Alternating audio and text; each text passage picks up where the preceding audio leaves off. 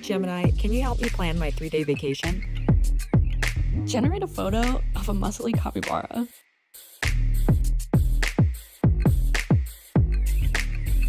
Explain the concept of supply and demand with OpenStax. Hi Gemini, quiz me on the rise of industrialization.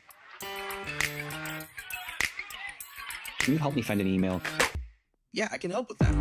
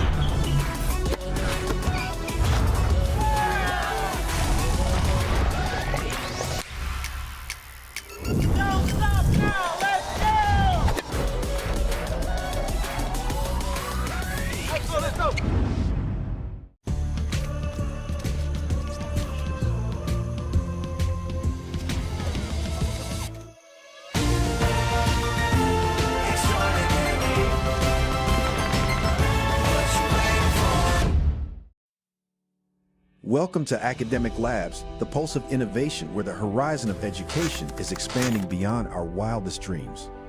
We are the architects at the intersection of transformative technologies, fusing the power of adaptive AI, the solidity of blockchain technology, and the versatility of non-fungible tokens, or NFTs, to weave an unparalleled learning paradigm.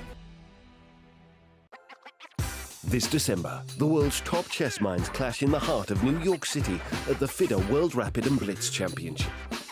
Witness world #1 Magnus Carlsen and other stars from across the globe. Rapid and Blitz, chess in its most thrilling form, unpredictable and unforgettable. Fast moves, tactics and blunders, and moments that will keep you on the edge of your seat. Witness the pinnacle of chess excitement. Get your tickets now at worldrapidandblitz.fide.com.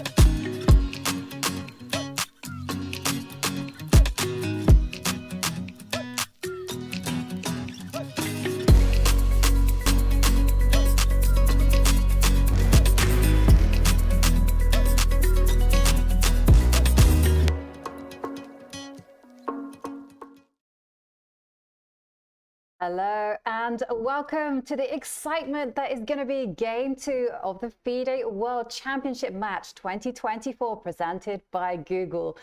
I'm your host, International Master Jovanka Houska, and it's a great pleasure to be here on site in Sentosa alongside 3-time British champion and of course Grandmaster David Howell. Now, in terms of outcome, yesterday provided us with quite a bit of drama.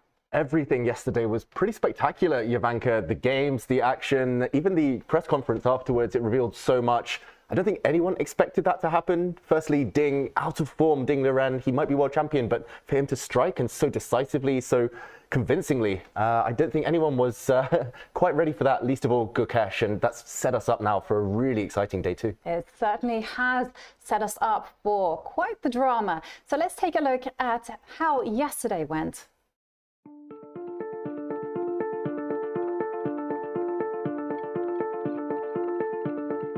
Welcome to the FIDE World Championship Match here in Singapore. A lot of exciting chess is happening. This is the biggest event of the year here at the Aquarius Hotel in Sentosa.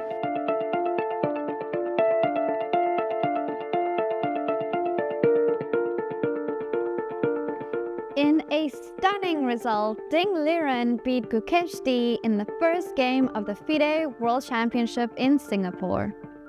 Although Ding's 27 f takes e6 allowed Gukesh a chance to fight back, the 18-year-old Indian Grandmaster made a critical error a few moves later after playing the T Queen C2 instead of the stronger Bishop C5, which would have given him better chances. In the post-game press conference, Ding acknowledged some luck in avoiding tactical mistakes, while Gukesh admitted that his opponent had played very well. This is the first time since 2010 that a decisive result has occurred in the first game of a World Championship match. And this is the first time in Ding's career that he leads a World Championship. Photo Game 2 tomorrow, 5 p.m. local time.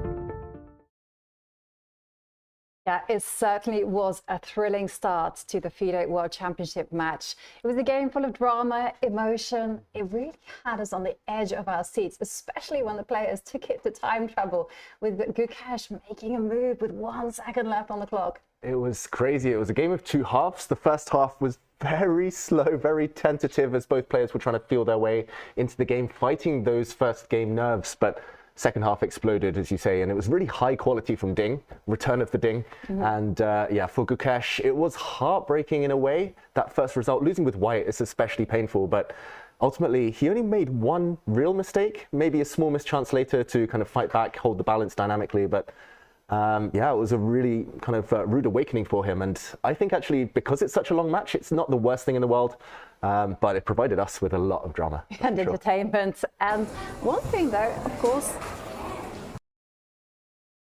about the World Championship match is that it's not just two players playing over the board, just battling away, but there's also team members. There's a whole load of preparation there. You can see Ding entering a fishbowl, as we call it, and there we see the players arriving, and these are some of the spectators out here in Singapore. You can get tickets to come and watch the gladiators fight, and they of course have to go through security, the players.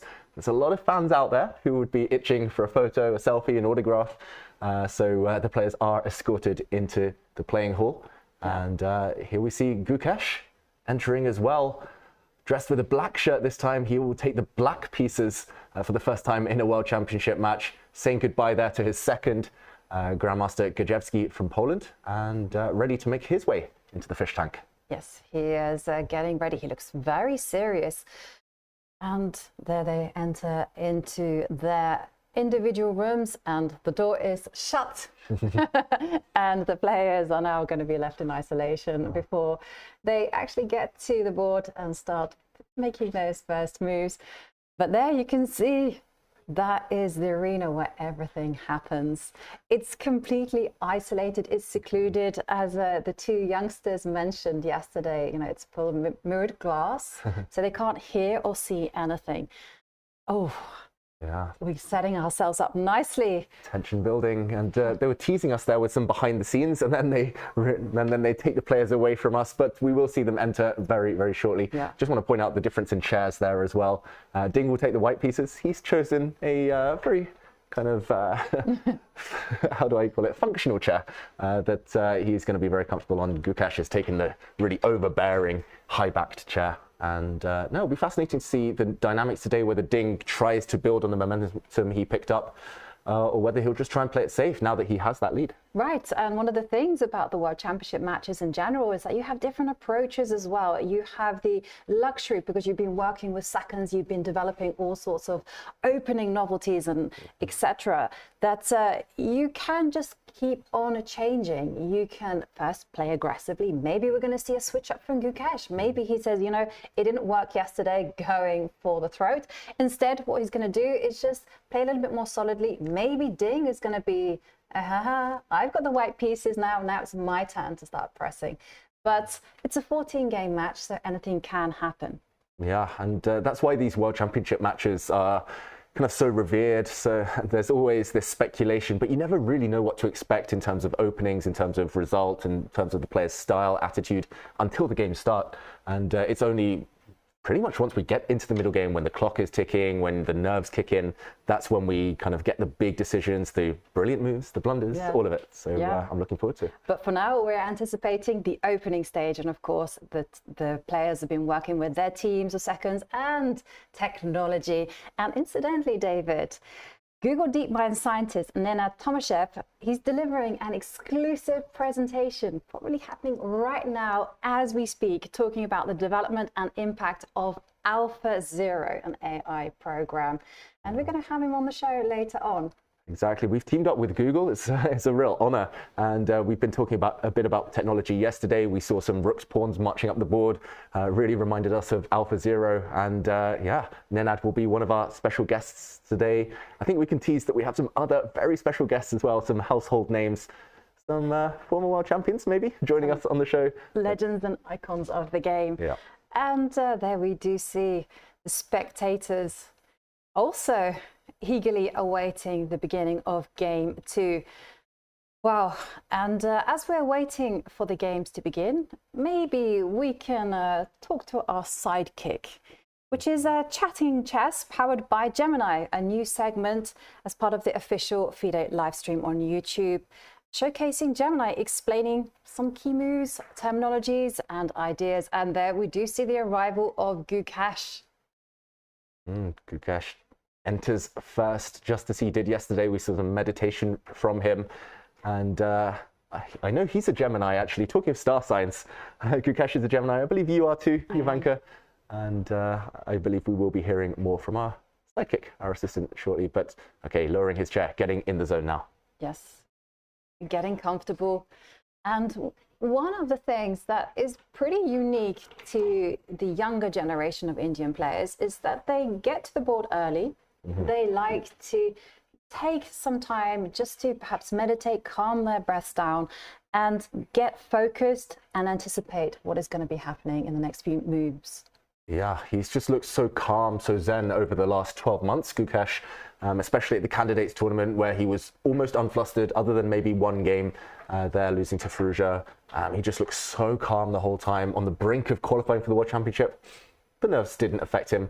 Same for the Olympiad, winning gold there. But yesterday, yes, he meditated. Yes, he was calm at the beginning. But later, when the game started to get complicated, when it started getting out of hand, when Ding outplayed him, we did see some shaking, some kind of nervous glances at the clock. So yeah, he'll want to make sure that today, no matter what the result, he gets more in the zone and is able to control his emotions slightly more. And there you can see him adjusting the pieces, making sure everything is picture perfect.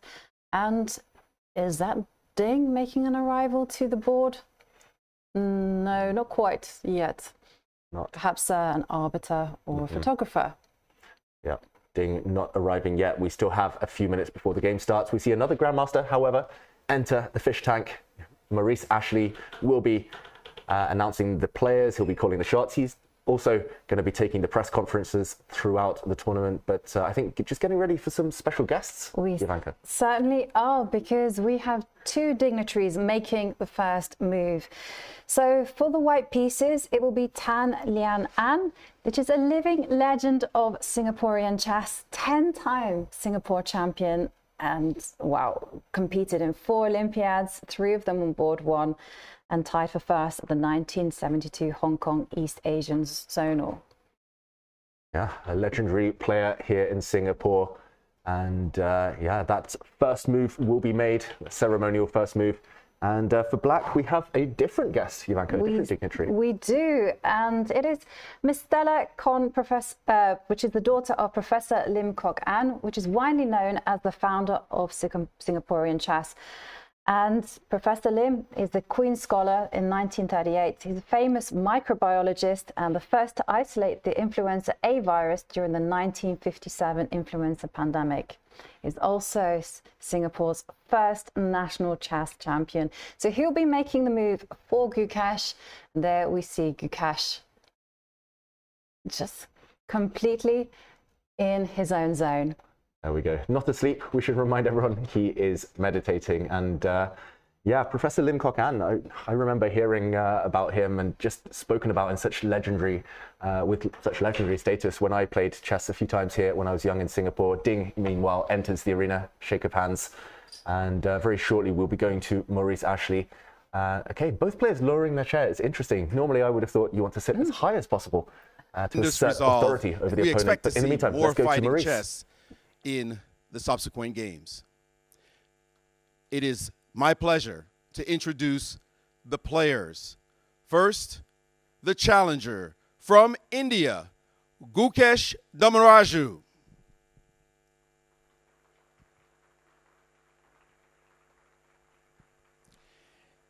And his opponent, the world champion from China, Ding Liren.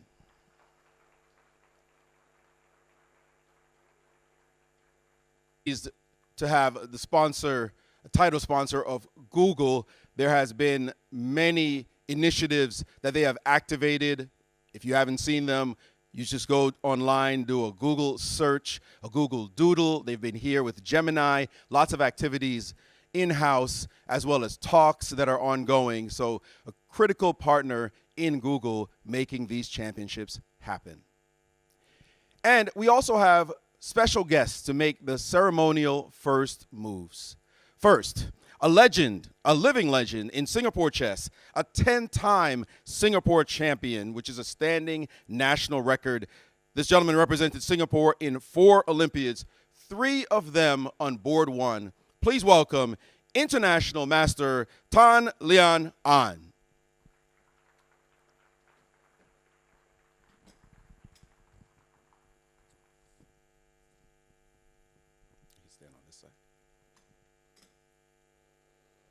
And another special guest.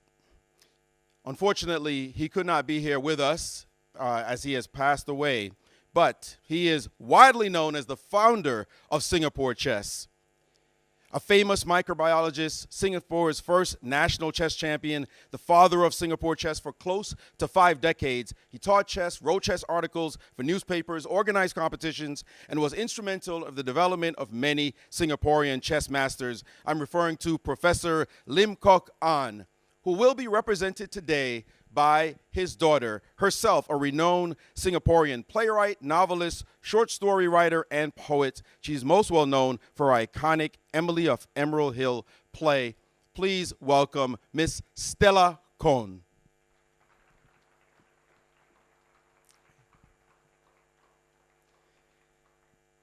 Well, I will ask International Master Lian, please make the first move. For white.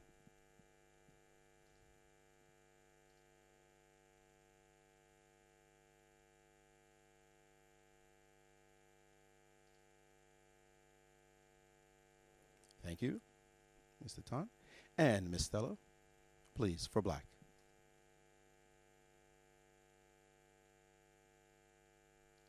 Look at the camera.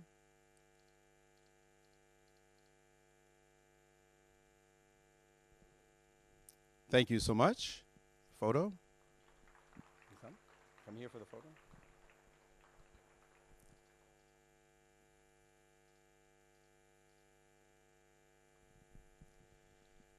And with that, let the game begin.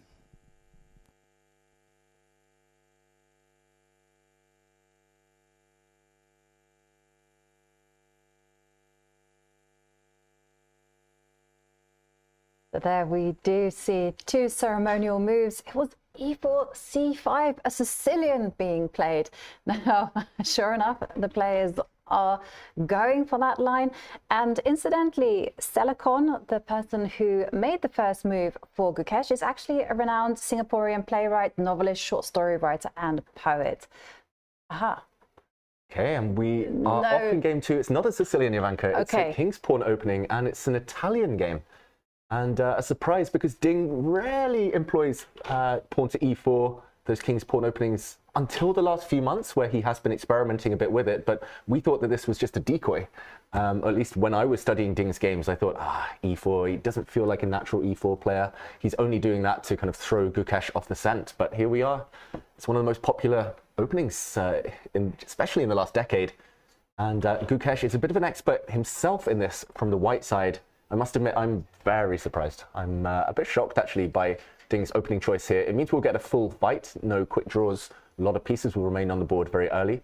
Sometimes this is called the Gyokyo Piano, Gyokyo Pianissimo. If it gets really, really slow, we'll see some maneuvering. But what are your thoughts? Yeah, I mean, I was surprised that Ding opened up with an e4. I was predicting a d4 and I'd keep the position somewhat close. And now the knight has come out to c3. I'm going to be interested to see how Ding approaches this one. Is he going to be going out with the dark square bishop, trying to set up some pins? Where is he going to just develop his pieces? Because this line is very trendy these days. Because people haven't really been able to get like stable advantages in the main lines, you know, with the pawn coming to c3, and then, you know, it's very confusing. So many plans for both sides. Yeah, and here we see Gukesh look down. I'm not sure whether he expected it. Like you said, this is trendy stuff, but it's not very forcing stuff. It's not the most testing type of position where you really need to memorize everything. And I was going to say, one of the main moves is to push this pawn. It might look like that doesn't contribute much, but you're simply preparing an escape route for your bishop. For example, if we just show, well, I'm not going to say a real pitfall, but if black played copycat chess, tried to play symmetrical, then white would have the option to hunt down this bishop, and a knight for bishop trade isn't to everyone's taste. So Gukesh creates a square for the bishop to hide, and Ding, likewise, he does the same. The white bishop now has a retreat square, but he has gained slightly more space on the queen's side. Not a huge development there, but yeah, just interesting that Ding just wants a position. We're learning a lot about what kind of his approach to the opening is going to be. He doesn't care about checkmating Gukesh. He doesn't care about kind of winning from the start, getting a big advantage. He's just going to get a position and play. Yes, I think that's a good advice actually these days, because the influence of computers is so strong that often the best thing is just to get a surprise in, get your opponent playing basically on their own terms, and then you can have a fair fight. Because otherwise it doesn't feel quite right. If you're like loaded to the teeth with computer analysis and so is your opponent, then it's very, very difficult to get an advantage. It is fun sometimes challenging yourself, and there's no better feeling in chess than walking into your opponent's preparation, being scared for a bit, but then still powering through, refuting it, and still winning, even though you know your opponent has studied. But yeah, it is scary. But that used to be the case, like I would say maybe 10 years ago. I remember when I was writing my books on the Caro-Kann, that I was very, very confident in the lines that I was espousing, because literally there were years and months of hard work. And then suddenly, with this, in this day and age, everyone is like dependent on the latest engine. And of course, the engines see things like that. Yes. Years of work, and then someone turns on a computer, 5 seconds, they know the same amount. It's like, frustrating, right? Like literally, like I remember when I came up with one of my novelties in my books, and I was so proud because it took me months to find this particular move. And now the engine just sees it in 1 second. Pesky computers. We'll be talking more about the effects of technology, of AI a bit later. But in the meantime, I quite like it, I've got to say, Jovanka. Like you said, it's just going to be a fair fight. Ding, because he has white, because he has the extra move, isn't risking too much. It's a relatively safe position, but there will be imbalances a bit later on. You mentioned one idea, Jovanka, bring the white bishop out to pin this black knight. That could well be on the radar, so I wouldn't be shocked if Gukesh pushes a pawn to h6. He actually did something very similar at the candidates tournament. He very quickly, against the Italian, played the moves a6, h6, just kind of trying to creepy crawly chess, as we call it sometimes, but trying to prevent the opponent's plans. The downside, if you castle too early, is that once the white bishop comes out, pushing pawns on that side, kicking the bishop away, might be problematic for the black king. So yeah, he's again the first to cause a small surprise, Ding. Yesterday he played the French. He wanted that surprise effect. It didn't really work out. He was the one spending time, but now at least he knows it's kind of minimal computer effect, minimal preparation. Yeah. Going to sway this game. And now Gukesh finds himself in the same situation that Ding found himself yesterday. And of course, it wasn't that Ding didn't know the theory after move 7 when he took that long think. Instead, he was just considering, where is my opponent likely to have invested most of the time? So he goes for the mainstream, which is just supporting the pawn in the middle of the board, and a very quick castles there from Ding. And again, it's decision time for black. I mean, do you just slide up with the h-pawn just to cover the g5, prevent the bishop from coming out to g5? Now, this bishop g5 is a very popular move at the lower levels. You know, when we all play in the junior tournaments and we all begin, we should show it. We should show it. So castles is kind of what you're going to see in junior events, let's say. And the bishop, of course, comes out, and maybe black also does the same. And then, yes, and then the white knight jumps into the center, and we have a lot of fun this way. Yeah, and just to show what could happen if black copies, I remember pretty much doing this exact thing, I think, without the inclusion of these pawn moves, but as a child.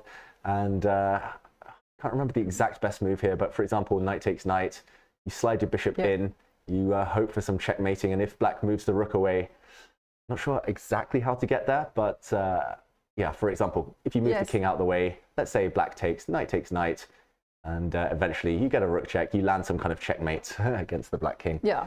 But of course, this is unlikely to happen at the top, top level. It's absolutely not going to happen at the top level, but it's very important to be aware of those kind of tricks, because pins are annoying, and that's certainly running through Gukesh's mind. You know, so if you were to castles, how is the response going to be to bishop to g5?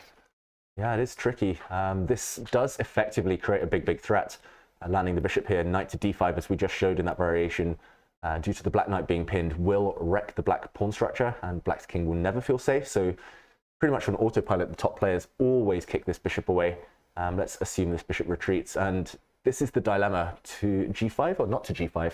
And if you do push the pawn forward, there's consequences. Firstly, even if white retreats the bishop, the black king is a bit airy now.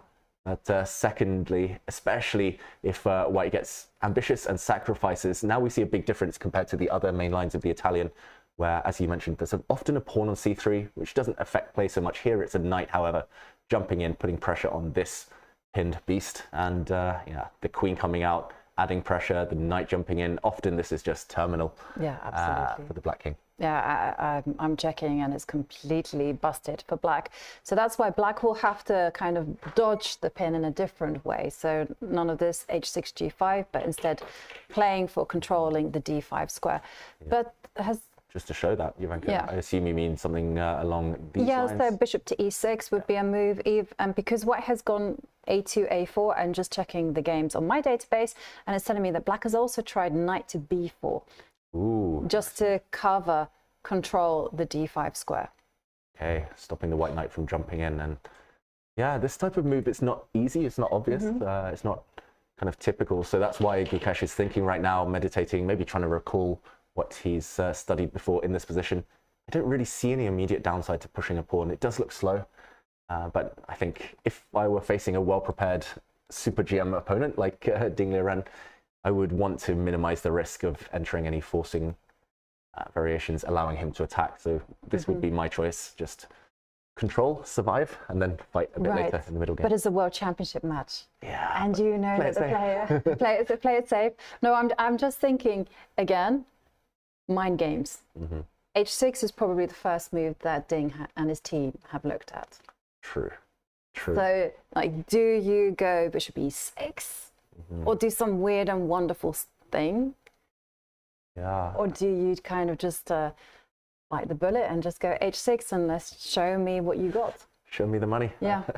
I mean, Gukesh, like you say, it's a World Championship. It's not his style to back down. Yesterday, he didn't back down at all. He was going for it in the opening, and okay, it backfired, but he normally plays the most ambitious move if he can. I'm just trying to figure out what the most ambitious move would be. You mentioned bishop e6, which is a very typical idea. It's not to everyone's taste, though, because if the black bishop were to come out, for example, this pawn structure, you either love it or hate it, essentially, because you lose a lot of mobility here as black in the center. If you ever push forward, for For example, if white moves the knight, if you ever push forward to try and challenge the center, long term, these pawns in the middle will always be weak. Middle game, end game, they're going to be targets for white. And I think recent trend shows that the top players are avoiding this pawn structure as black if they can. But yeah, it's difficult to know, Jovanka. Yeah, it's going to be a long game. I think that's for sure. I was kind of jokingly saying it's going to be a quick draw. Ding's going to bank it and just try to get closer to the finishing line with the lead. But no, it looks like he's being ambitious, which is nice to see. Yes, it's very nice to see that. And Gukesh just pondering over his choices. Will he go h6, just prevent this bishop going to g5? Will he come up with another idea? Again, I can tell you what the database in front of me is that black has played. Black has played one time knight coming to d4, or what? We have a move h6. Yes. h6. Okay. Following the tried and tested waters. Glad I was right. I think this is a sign that Gukesh is going to be a bit pragmatic, at least in these early stages. He's going to ensure that he survives till later in the game. I just want to point out as well, another plus point, another benefit behind h6. If white copies and plays h3 just to stop the black bishop coming out, then a very typical idea, due to the fact that the black king hasn't castled. Okay, Ding doesn't go for this, but I just want to point out g5 would be a really nice move now. It's very instructive that here, because the black king is in the center, you don't need to worry about king safety. You can castle the other side, maybe, the black king going long. Now you can go for the white king. Pawn to g4 will wreck the white king pawn structure due to the fact white has created what we call a hook. And this hook allows black to wrench open that side of the board. The rook will come to g8. Instead, Ding, avoiding pushing a pawn, challenges these bishops instead. And black has replied by doing the same. Look at this. It's the dance of the bishops. A bit of a standoff here between those pieces. It feels like a game of copycat almost, except the A pawn and the H pawn are on different locations. Okay, so again, been played before, and yes, it had great pedigree as well. We did see a game between Pragnananda and Giri, and Elianov against Pragnananda. So maybe Prag has been sharing some analysis with Gukesh. Yes, fellow Indian prodigy, fellow Indian super grandmaster teenager, Pragnananda. I remember that game actually, Giri against Prag. It was in Vaikanze Tata Steel Masters, and Ding here, he's very quickly pushed a pawn, by the way. We should just mention gaining space on the queen side. Looks mysterious, I've got to say. He's clamping down on that flank, meaning that black's pawns are a bit stuck. But if I remember correctly, analysis has been done in the past on this type of pawn structure. For example, if white takes this bishop, no time to trade here because white will capture a pawn with check and Zwischen Schach in between check, and white would win a pawn. So black would be obliged to recapture this bishop. Now white could have taken here as well, and we kind of see this weird pawn structure, doubled isolated pawns, which I was criticizing a moment ago. Double pawns here as well, but this time, due to the fact that all the bishops are off and due to the fact that black has such great control over the center, I think the likes of Prag and others have proven over time that black's central control is more important than the ruined pawn structure. Yeah, definitely. If the queens were off, it would be different. White would be better, but with the queens on, black is very, very well placed. Yeah, it controls a lot of squares. Well, that would be a very interesting position to get. But we have, according to my database, a novelty. Expanding the pawn, the queen side with a5. And yeah, well, it's just brewing up to be quite the nice game with surprises already. Now, of course, Ding yesterday, he won with the black pieces, and I got some really interesting stats here in front of me. Look at this. 26 matches have started with a decisive game. And 16 of those, the player that won them, and that is, sorry. Yeah, in 16 of those 26 matches, a player won. In 2 others, the player who won the first match drew, but ended up retaining the title. In the past, world champions had the drawing odds, essentially. And so basically 18 out of 26 matches have been won by the winner. Yep. And a lot of winning there. A lot of World Championship matches, of course, throughout history. And Black has only won one game in 11 matches. One game, even, sorry, in 11 matches. And check out, so the first decisive, well, this has been the first decisive game since 2010. We mentioned that yesterday. It was Anand Topalov. Topalov won with white, but he lost the match. But the first Black win in game one was, this is the first game, since 2004. So it's been over 20 years, David? It's been... Black won the first game. Exactly. I remember that match, and Kramnik did go on to retain the title, but only with the win in the last game as well. So, he won it by the skin of his teeth. But the last time Black won game one, as Ding did yesterday, and ended up losing the match, was 55 years ago in Spassky against Petrosian.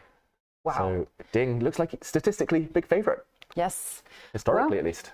Well, the statistics say one thing, but of course, Gukesh is a formidable player. And of course, he is the youngest ever player to ever challenge for the World Championship match. And we do have a sidekick. You might not see it, but that's because it is an AI, because we have Chatting Chess, which is powered by Gemini, a new segment, which is part of the official FIDE live stream. And it showcases Gemini explaining key ideas, facts, trivias, terminologies. And so we asked Gemini to tell us about Gukesh and how he got to the World Championship match. We asked Gemini, what are some interesting facts to note in the journey that led up to the 2024 World Chess Championship?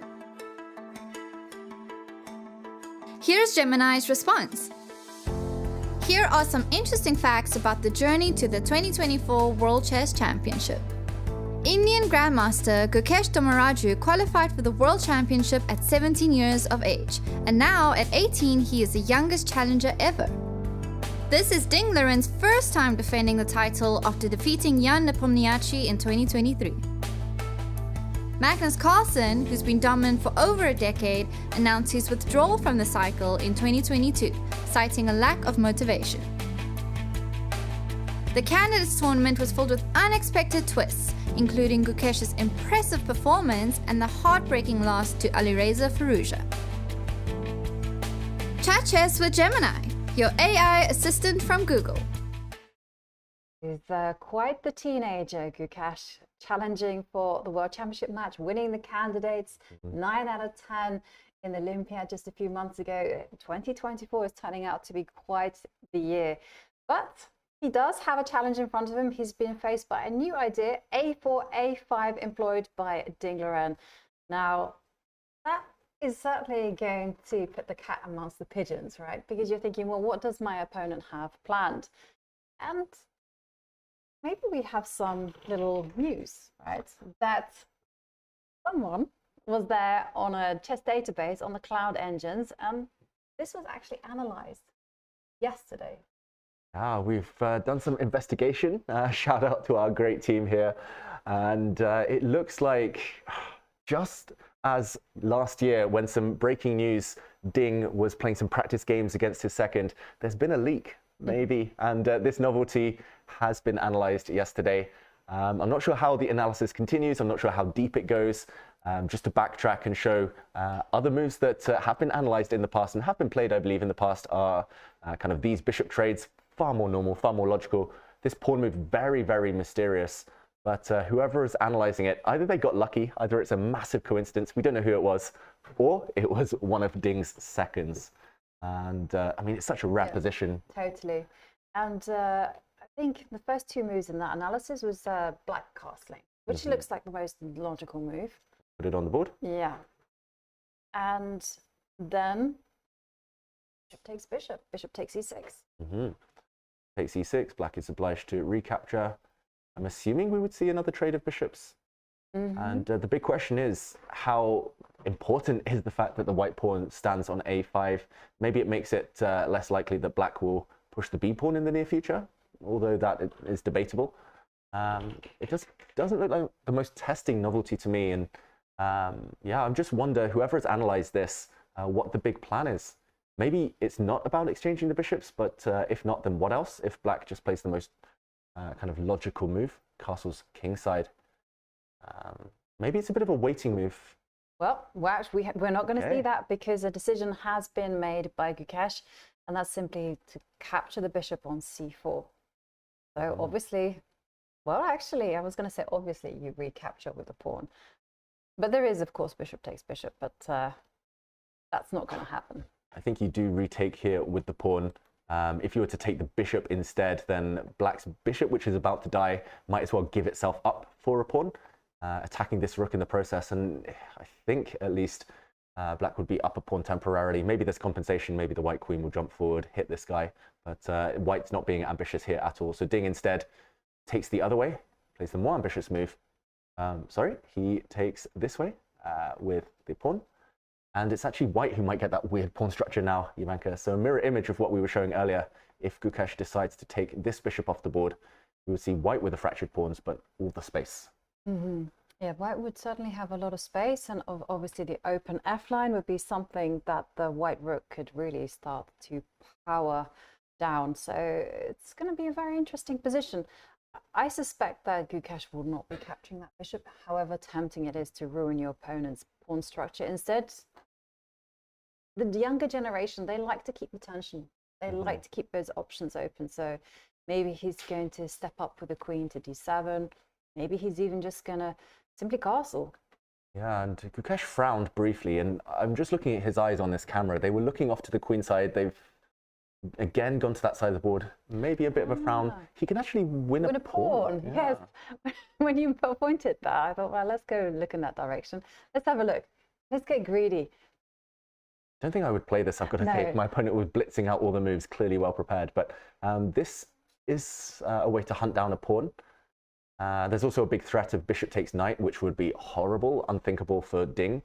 Just to show, for example, I mean, this would also lose a pawn on e4, but even if this weren't possible, tripled pawns, you never want to see this, really. As a chess player, really ugly structure. So I'm assuming the white knight jumps into the center. Yep. Sorry. Yeah. And now, big question. Can you take this pawn? Can you take this pawn? Two big questions, actually. Jovanka, it's getting sharp. It's getting very concrete suddenly. It certainly is. Okay, so let's have a look at what happens. I mean, luckily, we can figure it out. So bishop takes a5. This one first. Yes. So e3 was my thoughts, just to lock out that bishop with b4. Me too. And part of me wants to just argue that I've said A, I might as well say B. Let's take a second pawn. Yeah. And I'm assuming you push me back. Push the bishop. And you can take me in a couple of different ways with the knight, with the bishop right now, but it is two pawns. And if I get one more move to drop back with the knight, I don't think black's better necessarily, but it's definitely a burden on Ding to prove the compensation. Yeah. No, I feel like we could be a bit more testing. So maybe not b4. Maybe not b4. So let's jump back here. It does look very loose for black. Is Knight there any undefended. Rook takes bishop ideas? No, knight takes rook. Unfortunately, this check, double attack, but black can drop back the knight, save everything. Aha! But could we be flashy and go c5? Oh, sorry. Let's go back to this position. Yeah. So c3, knight takes. c5. c5, and what's the idea if I take?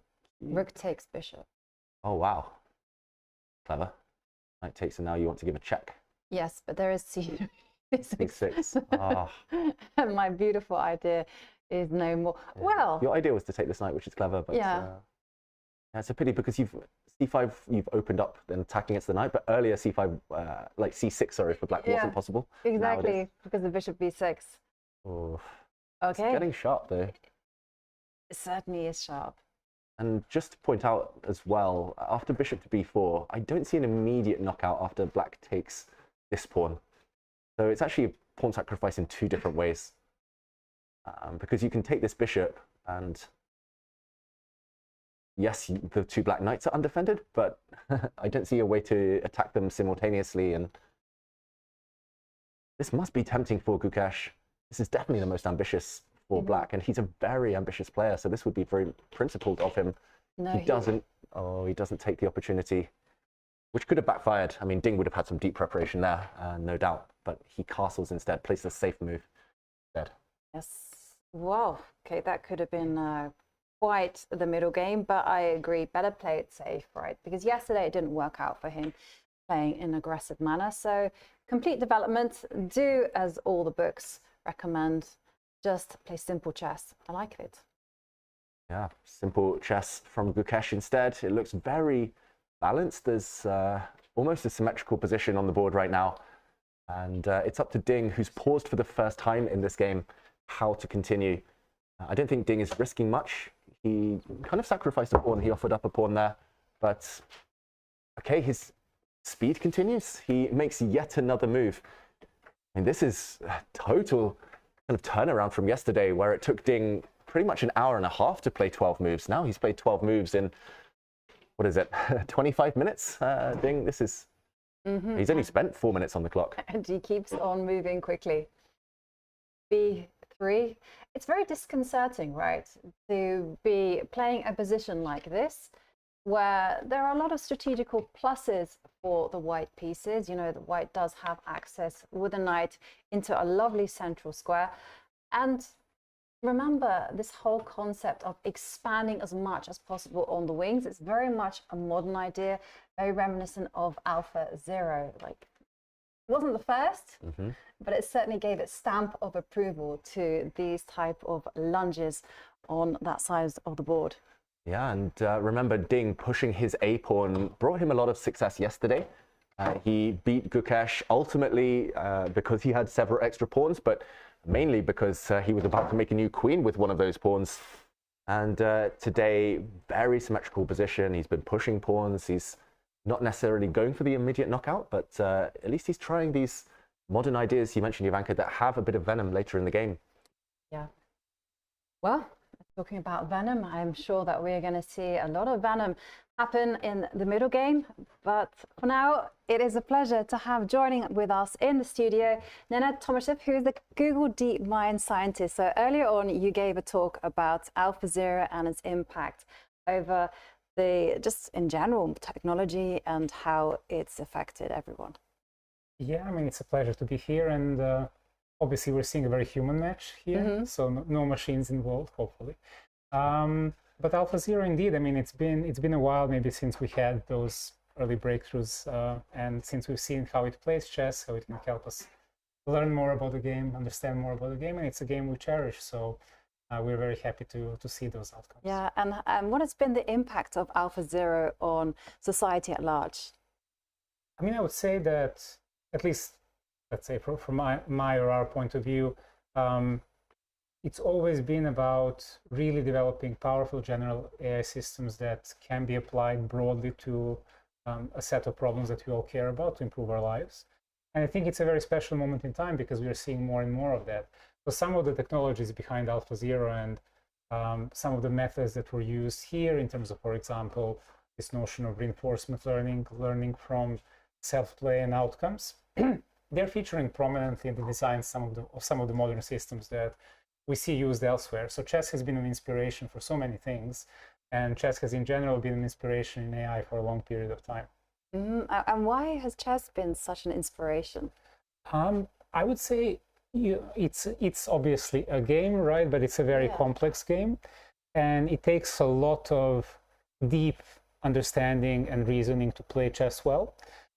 Also, it's been a metaphor for various things we do in life, as we all know, because there is tactics, there is move-by-move concrete calculations that you have to go through, but there's also deep strategic ideas that you need to find and play. And I think one of the things that AlphaZero managed to do was to help us discover some new ideas on the one hand, and on the other hand, maybe to justify the human approach to chess in a way. And I say that because at the time when AlphaZero happened, and it's been a number of years since we had the original system, engines like Stockfish obviously were super powerful, super strong, but they relied a lot on brute force calculations and figuring things out in that way. And then suddenly the style of play of AlphaZero was in some sense a bit more human-like, justifying these types of material sacrifices for restricting the mobility of the opponent's pieces. Were you surprised when it took such approach? Because I can remember when the games were released, we all thought that it was like watching an alien play chess. I mean, I wouldn't say it's alien, but in a sense it is shocking. I mean, now that it's been so long, we're no longer shocked, clearly. And I think it's one of the most human traits that we all have, and that's that everything is obvious in hindsight. So now that we've seen all of these advances, they seem inevitable, but at the time they were not clear at all. And yeah, just having this AI that starts from scratch, knowing nothing about what chess is or how the pieces move or what mate is or that it's supposed to happen on the board to end the game, and then within 4 or 5 hours being superhuman and discovering ideas we've not discovered in centuries, right? So that's kind of humbling. It's very exciting, actually. And it's exciting not just because of chess and obviously great inspiration we can all take from those matches, but more so because we can think about where else can we do this, and are there some deeply meaningful areas where we can see the same. Yeah, and talking about AlphaZero, I'm trying to ask you, what do you think it would think about this position? I'm not entirely sure it would approve the Italian. I mean, it has a preference for the Rui, right? That being said, I mean, I think that it's going to be a long strategic maneuvering game, at least as a chess amateur, that's what I would say. So I would myself be kind of curious, because we know that these are the types of positions where AlphaZero can come up with maybe interesting and slightly unusual motifs. There is actually a chapter in a book, I mean, for viewers who are maybe not familiar, there is a book that's been written on the style of play on AlphaZero called The Game Changer.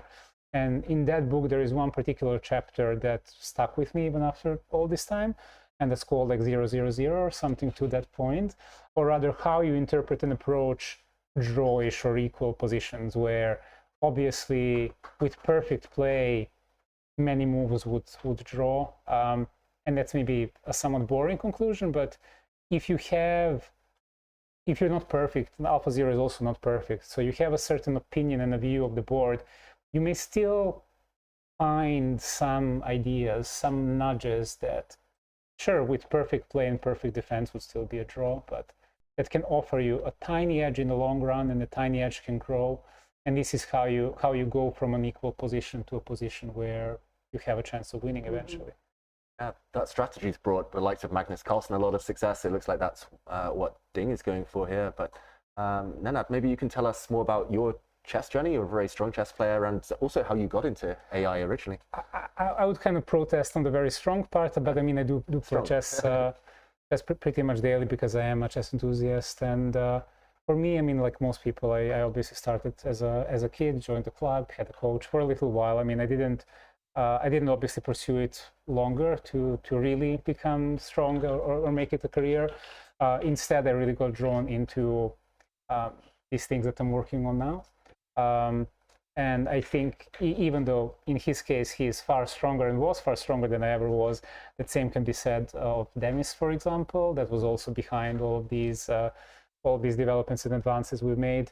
And I think it's true for a lot of scientists over that do AI and machine learning, where chess is just such an inspiration, and it gets you thinking about thinking, like this meta level of question.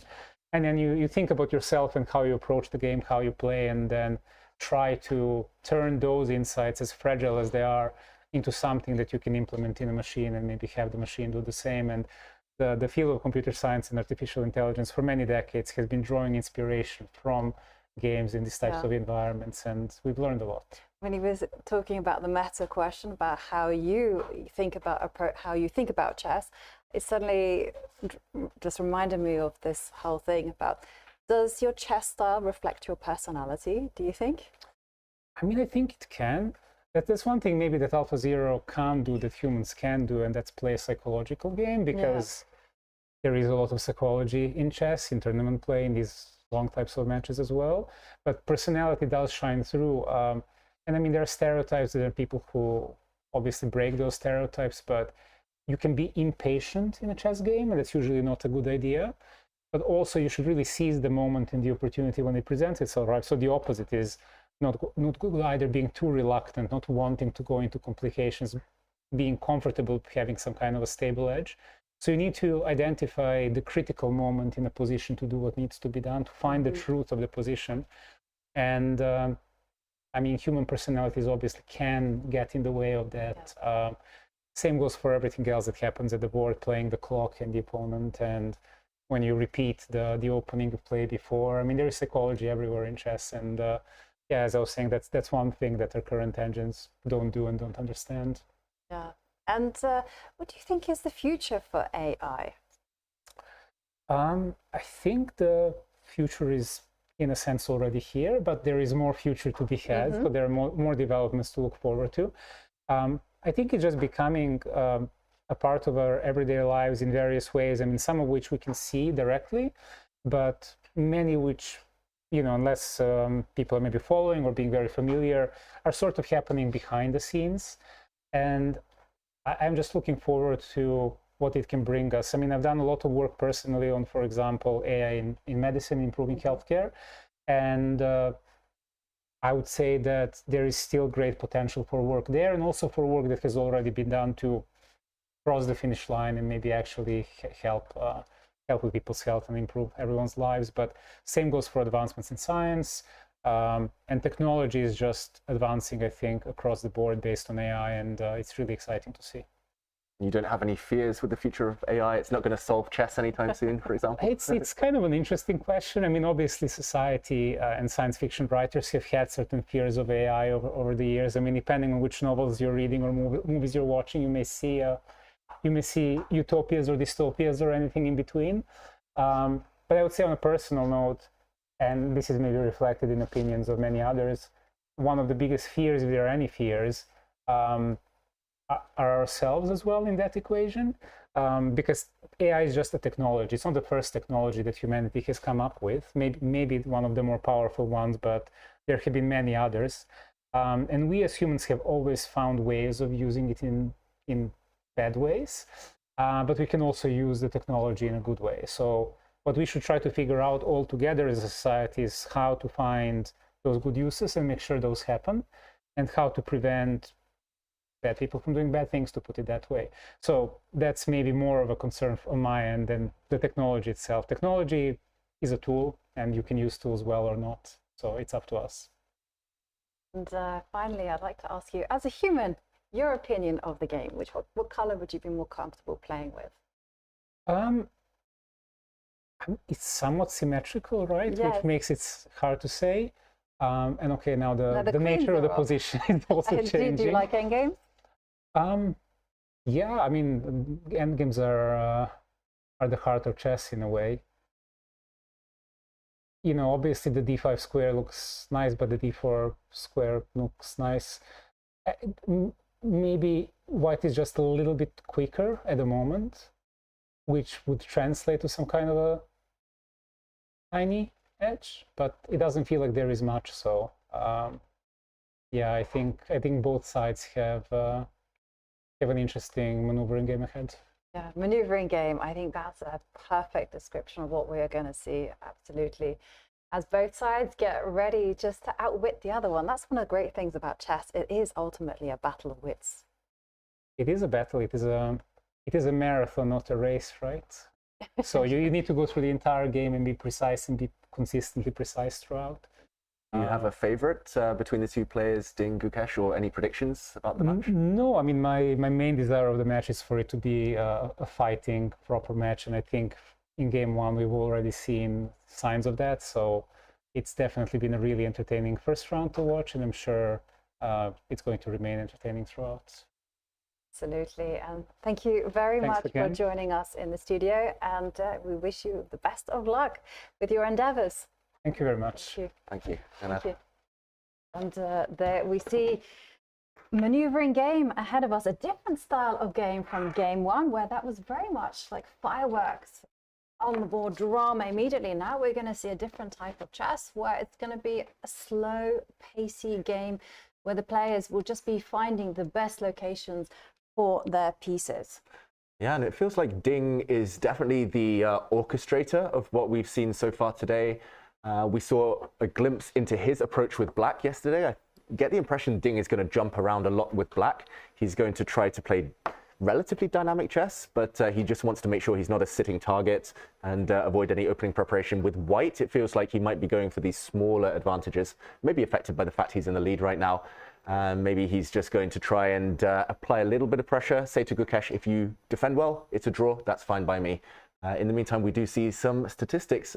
Unlike yesterday, where he didn't leave the board for over 4 hours, Ding has left the board a couple of times today, whereas it's been Gukesh under pressure, who's not left the board at all, Jovanka. Yes, and that is a sign normally when that you've been surprised in the opening, you're feeling a little bit tense.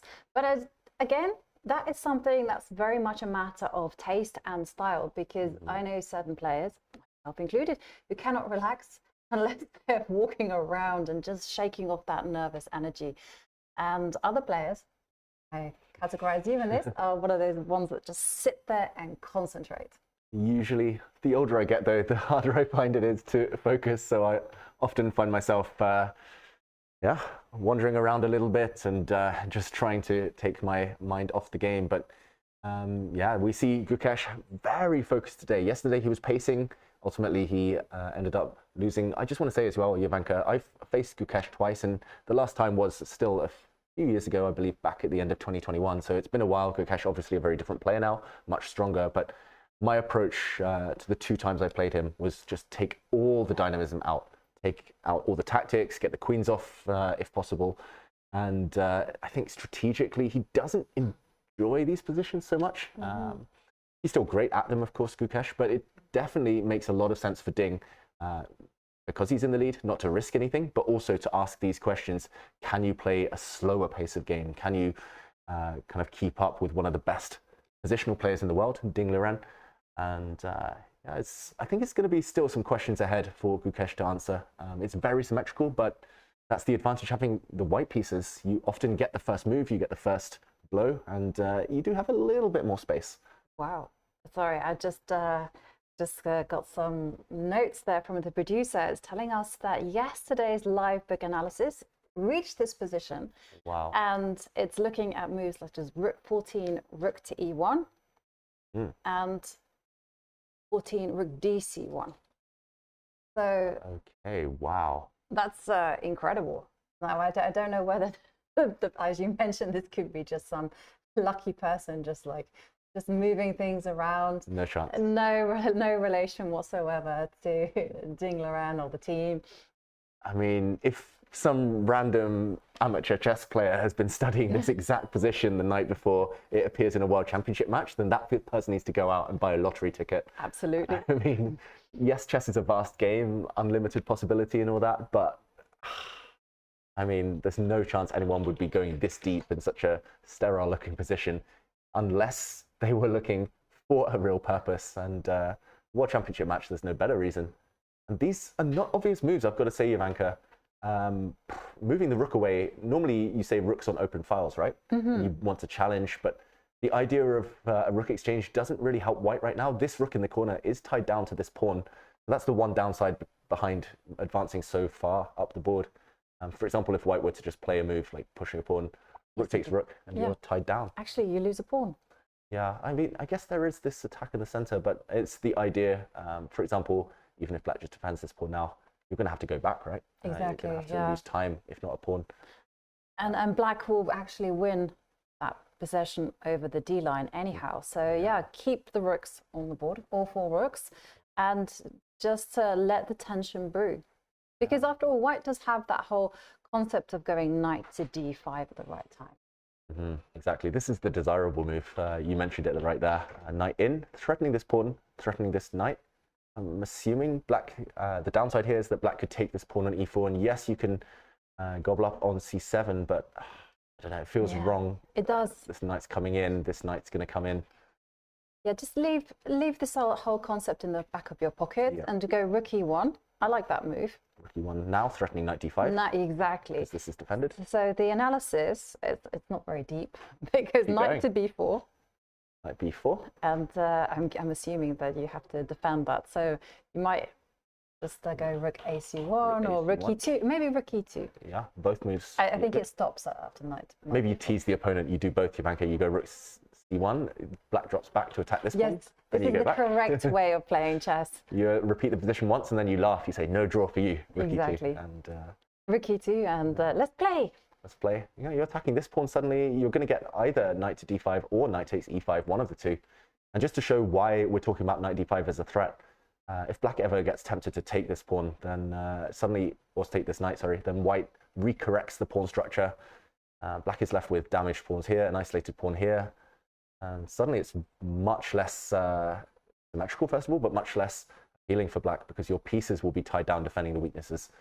You never really want to have passive rooks, knights like this. And look at Ding, he's looking off to the right. Normally I speculate that that means you're in new territory, you're trying to look for inspiration rather than in recall mode, memory work there. But he knows this position was in his notes. It's just about whether he was the one looking on the source that we've got, whether he was the one playing through this position, or whether it was one of his seconds and the information wasn't passed over, or he didn't have enough time to absorb it. Yes, and there's also another third scenario, sorry.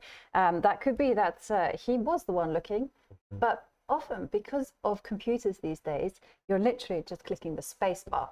And yeah, you get a space monster, you click, click, click, and you go, yep, got that one, but it actually isn't your work. Yeah. You haven't put in the brain power.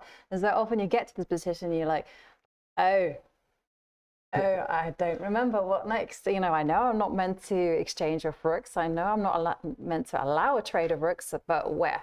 Where to go? Rook c1, rook to e1.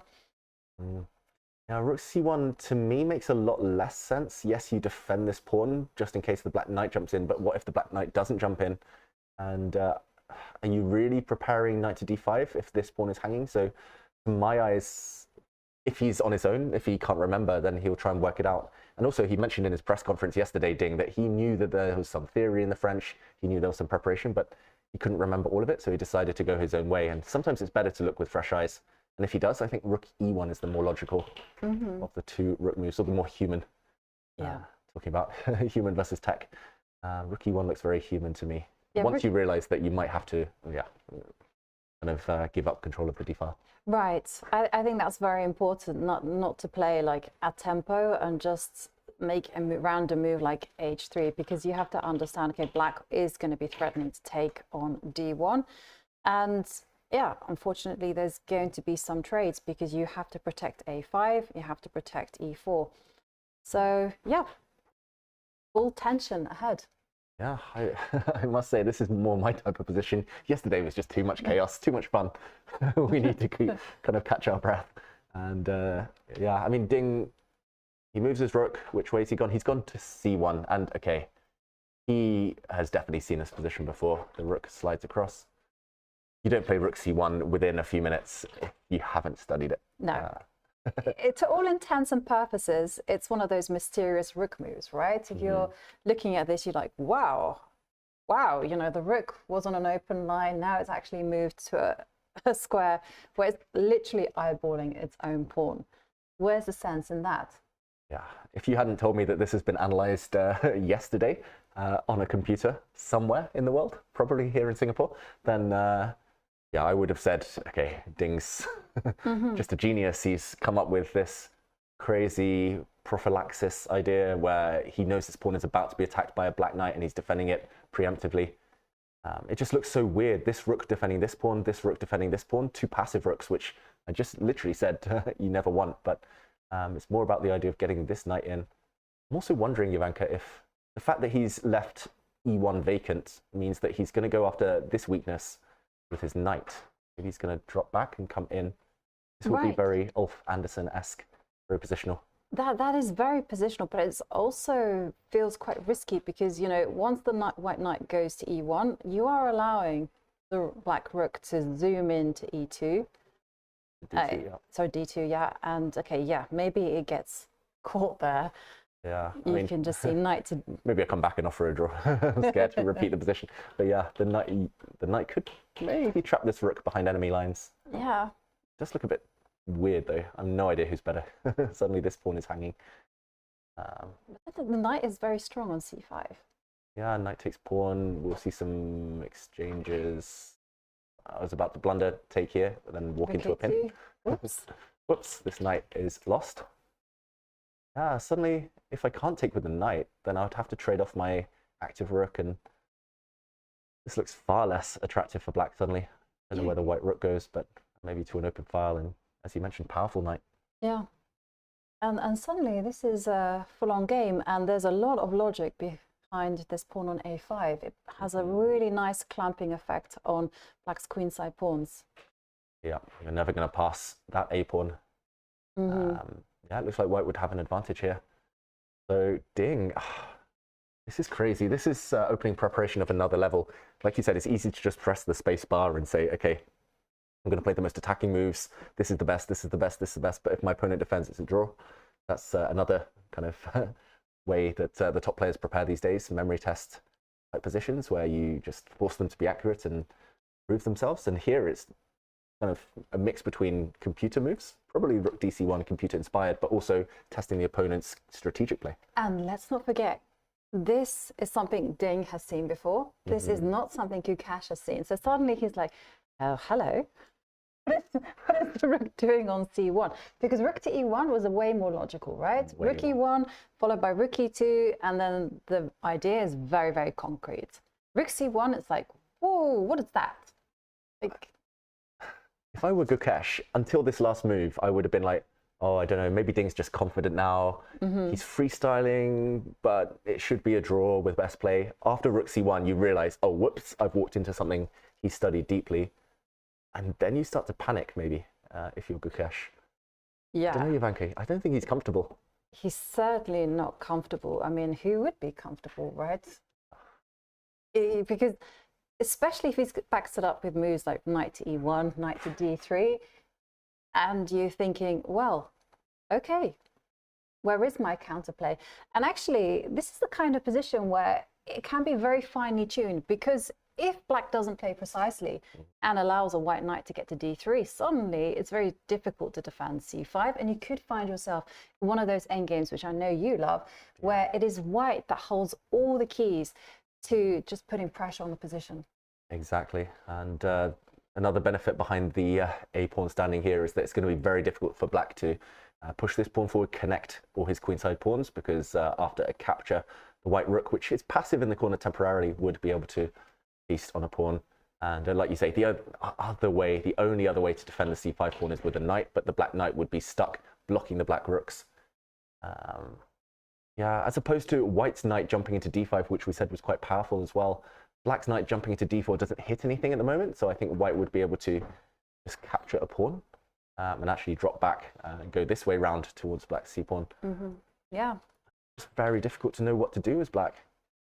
I think for any player this is kind of a nightmare, but especially for Gukesh, who doesn't really enjoy this type of position. Right. So maybe we can just quickly look at rook e8, like one quick plan. Yeah. Last time I said knight to e1, so I'll try it again. I don't think I need to rush maybe, but let's try. Okay, so we saw that rook to d2, although it looks visually very tempting, actually knight to d3 was quite the unpleasant. So now let's jump in, knight d4. Okay, I'm d4. threatening knight to e2. Yeah, that's a fork. I don't know, I've got it covered for now. But I see your plan. So if I go to knight to d3, however, now you have tactics. Yes. Now you can take this pawn, this pawn. Knight takes b3, yeah. This is a fork on the white rooks, so I would need to take you, and I'd lose protection over this knight. So clever, Jovanka. You stopped my plan. Yeah. Okay, let's try and figure out how I enact this plan. I really want to kind of control this e2 square, so I'm wondering whether I have to spend time using my king, or whether I kind of push a pawn and then use my king maybe. Yeah, I was thinking f3. I've been very inspired by doing a lot of commentary alongside you, and I know you like to... You've been corrupted. No, I've been very impressed. Because one of the things I've noticed that grandmasters subconsciously or consciously do is they try to dominate their opponent's pieces. And pawns are exceptionally good at doing this to their enemy knights. And then f3, you just control the circuits. And let's say if it goes knight to h5, you just go g3 or something, you know. You want to come into f4? No, not today. And there's no real outposts for the black pieces. I mean, this knight looks nice and pretty, but it will eventually get kicked away by white's c-pawn. And whereas d5, it isn't an outpost either, but if black ever plays the move, for example, c6, yes, you cover d5, but suddenly you'll have to worry about, okay, not immediately. I've forgotten that fork. Whoops. We go king f2. Yeah, but yeah, this is... Knight check would be the blunder. But first I go king f2, and later I'm going to come in with my knight. And yeah, and you can just see that white is slowly creeping up the board, because like as soon as knight a4 is threatened, you have to go back with your knight. The other knight now joins in on d3s, and there starts to be maximum pressure against c5. And you know, once black is tied up, then you can just release the rooks from their prison there on the queen side, and they can start controlling or vying for control over the d line. And it's a very slow build game. Very slow, but very steady and very sure at this point that white would have a huge advantage. Yes, and it's very unpleasant to play this type of position, because you're faced with that constant choice. Like, do you grovel or do you try to break out? Yeah, and if you can't break out, then it's even more frustrating, right? You just have to sit back and defend passively. And Gukesh, remember, his biggest strength is his calculation. And unless he can force his way to a draw, then it's going to be difficult. He's going to have to just sit and wait. And yeah, this is pretty much designed to neutralize what is one of his kind of best skills, Gukesh. I just love what Ding's doing right now. Yeah. Yeah, very impressive, I've got to say. Absolutely. A very impressive opening preparation from the world champion Ding Liren, piling on the pressure, just asking some very pertinent questions to Gukesh. And of course, let's not forget the psychological impact that Gukesh knows that he is in preparation. He knows that perhaps he is on the back foot, and we're going to have to see how Gukesh responds to this challenge. I think this is the perfect time for us to go on a break. And when we come back in a few minutes, we are going to be joined by one of the legends of the game. He's been ranked #3 in the world, and in 2012, he did challenge for the World Championship crown. Of course, it is none other than the magnificent Grandmaster Boris Gelfand. So don't go anywhere. This is the Google Pixel 9 with Gemini. And this is Dan, suggesting some places to meet up and watch the game tonight. But you know what's better than a list of places? Knowing how close those places are. Which is why you're just gonna ask Gemini to put these places on a map. Whoa, how's that for teamwork? Why can't you just cool? Just let me cool.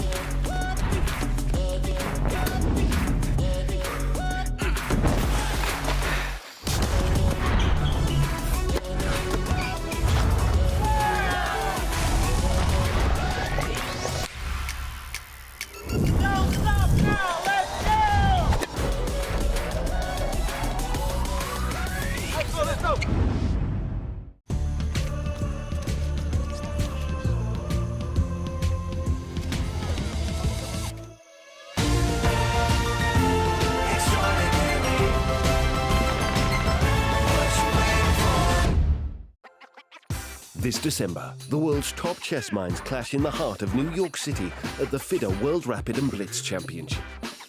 Witness world #1 Magnus Carlsen and other stars from across the globe. Rapid and Blitz, chess in its most thrilling form, unpredictable and unforgettable. Fast moves, tactics and blunders, and moments that will keep you on the edge of your seat. Witness the pinnacle of chess excitement. Get your tickets now at worldrapidandblitz.fide.com.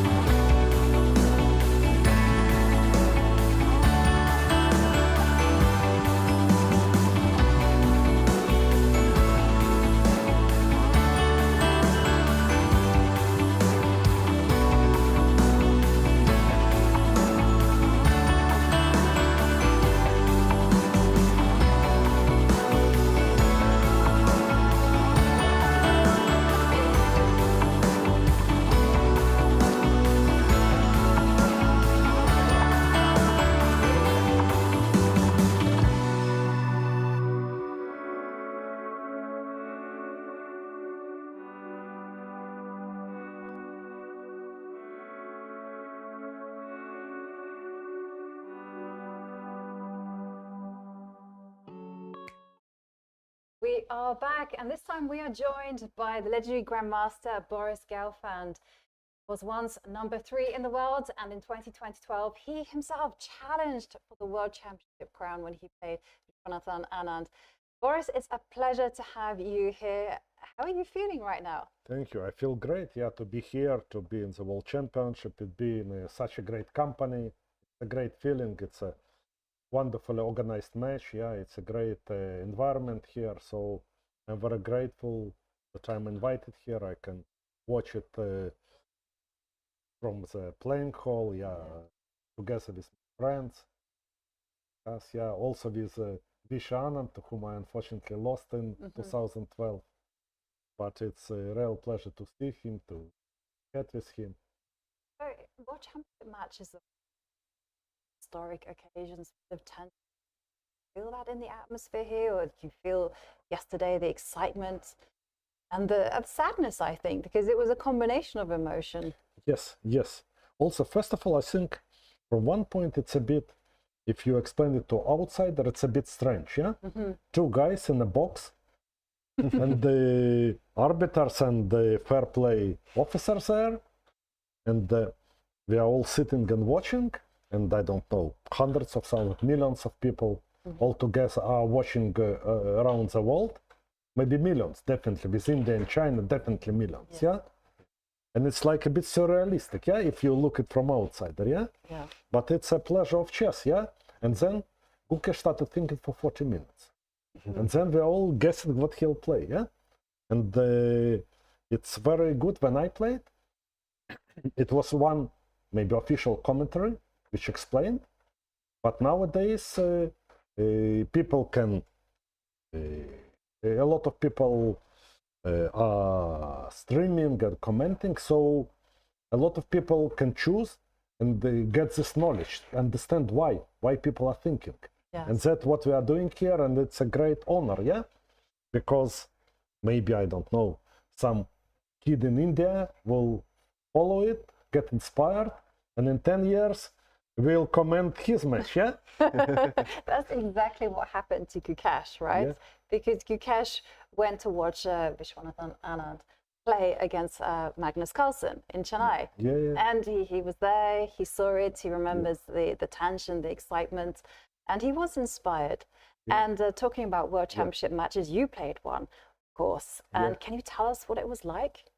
No, it was fantastic experience, because from, of course, at least at my time, but I believe also now, for every kid who starts playing, it's kind of a maybe unreachable goal, but ultimate goal, yeah, to play this match and try to win it, yeah?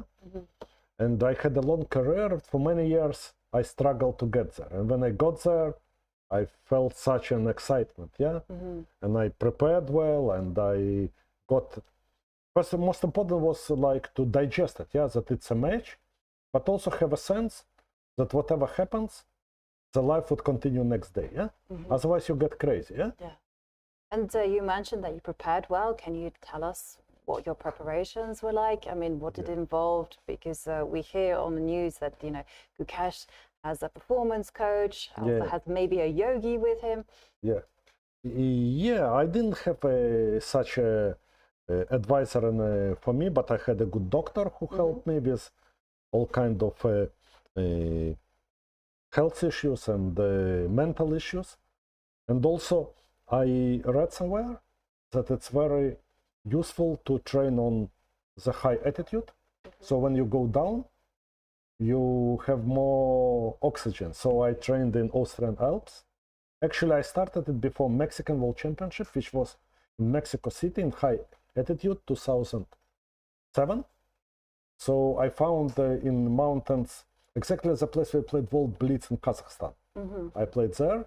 And I felt well. So I found the place, and I worked hard on chess, and also I felt very good. Just to tell you how well I was prepared, one of my seconds have a file with the most difficult studies no one solves. And I was kept on solving them in a few minutes. And I'm a bad solver, generally. Generally to focus, to find, I'm not so good. But then I got in such a good form. So it gave me a lot of optimism to play. And roughly how long? I mean, what was a day like when you were in World Championship mode? Yes, it's okay. I was waking up maybe at 10 or something, breakfast, short walk, revising some lines. If they were prepared before or trying to find something new. But most of the match, our preparation was so good, so till game maybe 8, game 10, okay, everything was under control, yeah? Yeah. And then rest, and then getting ready, and walk to the match, play, yeah, have a long walk in the evening, and try to sleep. Yes. What was it like? Because I can imagine, I mean, also just looking at Gukesh there, that it's a really intense situation. Yeah, yeah. So, I mean, how does one keep a sense of normality when one is in like this big fish tank with the whole world watching, such pressure from everyone? Yes, yes, but I had time to prepare, to put myself in the mind. And also I took a bit strange decision. We played in Moscow. And they had to put us in 5-star hotel according to contract in luxury place. But I decided I take a modest hotel, well, this 4-star, yeah, but in walking proximity. So first of all, I'm away from all this excitement of the match. They're only my team and me, yeah? And then I can walk, also find a nice park around. So very important was to relax, yeah? And how did you relax? Just long walks. And what did you discuss on those long walks? Was it just chess? Was it anything, any subject other than chess? We had a lot of laugh about all different stuff, yeah, all different stuff in the world, because sense of humor was very important, yeah, it's very important, and also self-irony, yeah, to laugh at your own mistake, and we managed. Yeah, I remember we had the walks, we went to eat somewhere. And on the way, we had such much laugh, yeah. Yeah. Around, and in your match, especially, you won a game, and then you lost immediately after. So how did you bounce back from that? It was tough, but what was important, it was a rest day in between. So this rest day, I just told to myself that okay, we continue from 0. And also before first game, I took a very strong decision, yeah. That it was 12-game match till game 10. Yeah. I play like I don't basically, of course, difficult to avoid it, but I play like it's 0-0, yeah, like it's just the first game. If I trail in a match, I play the same openings. If I lead, I play the same openings I prepared. I don't overpress, but I also try to put pressure according to plan. Last 2 games, it's another story. It depends on situation. But I told to myself, first 10 games, you do what. Yeah. And also what another maybe answer to your question, maybe I was a bit lucky that I got to this level, to the match, when already I was adult, yeah? I was more than 40, yeah? So life experience taught me that, okay, things can happen, yeah? Maybe for Gukesh it's more difficult, yeah? He's the youngest challenger, I think, yeah? Just 18 years old. 18, yeah, it's unbelievable, yeah? Yeah, and bringing it to Gukesh, Boris, I believe you've worked with him when he was a bit younger. You worked with a bunch of young Indian talents. Yeah. Maybe you can tell us about your impressions of him. No, he was very impressive from beginning. Actually, it started, I had a camp with Vladimir Kramnik and all these guys who are now, yeah. Prague, Rigaisi, Vaishali, okay, Leon Mendonca, Raunak Sadvani, most of these Indian kids. And I came, I was really impressed, yeah? And we were sitting in a lobby. On the opening ceremony, we discussed with Sagar from Chess Base India, who was manager of that camp. That one day morning, we sat there with a sponsor from Microsense, Kailash, who was sponsoring, and Vladimir and Sagar, and we were discussing what future we expect from these guys. And we thought that, well, in three years, maybe some of them will be in top 20, yeah? And 3 of them were in top 10, and the Vaishali also in one Grand Swiss and qualified to candidates, and all a few more in top 100. So really, they overdid all our expectations. And it's really impressive, yeah? Really impressive. he's here now. He's only 18, but he did lose the first game. Do you see him bouncing back today or in the near future? Well, today it's hard to see because it's already quite an end game. But it will be, I don't think it will be one-sided match. I think we'll have lots of ups and downs in this match, yeah? I believe. Of course, we remember last match, yeah? But in a way, then it was negative, yeah? Because one who got advantage won, yeah? Both of them were defending really poor. Here, I think they'll be much more stubborn, yeah? We all remember Ding's 101 game streak, yeah? Or what? Yeah, Unbeaten. 100, I think. 100, yeah, 100, exactly, yeah. 100. And Gukesh is very resilient, so we'll have certain more interesting games, I believe, yeah? Yeah. But the last match it felt like it was decided by nerves. Yeah, absolutely. And how does one control the nerves? I mean, do you have any general advices? Or... Very difficult, yeah. very difficult. Because it's from the side, it's very hard to understand the stress, yeah? Okay, all of us, we understand, we play tournaments, but for a spectator, very hard to understand the level of stress, yeah? But because some people told that even amateur players, that it's the biggest stress in life, yeah? Playing chess, yeah?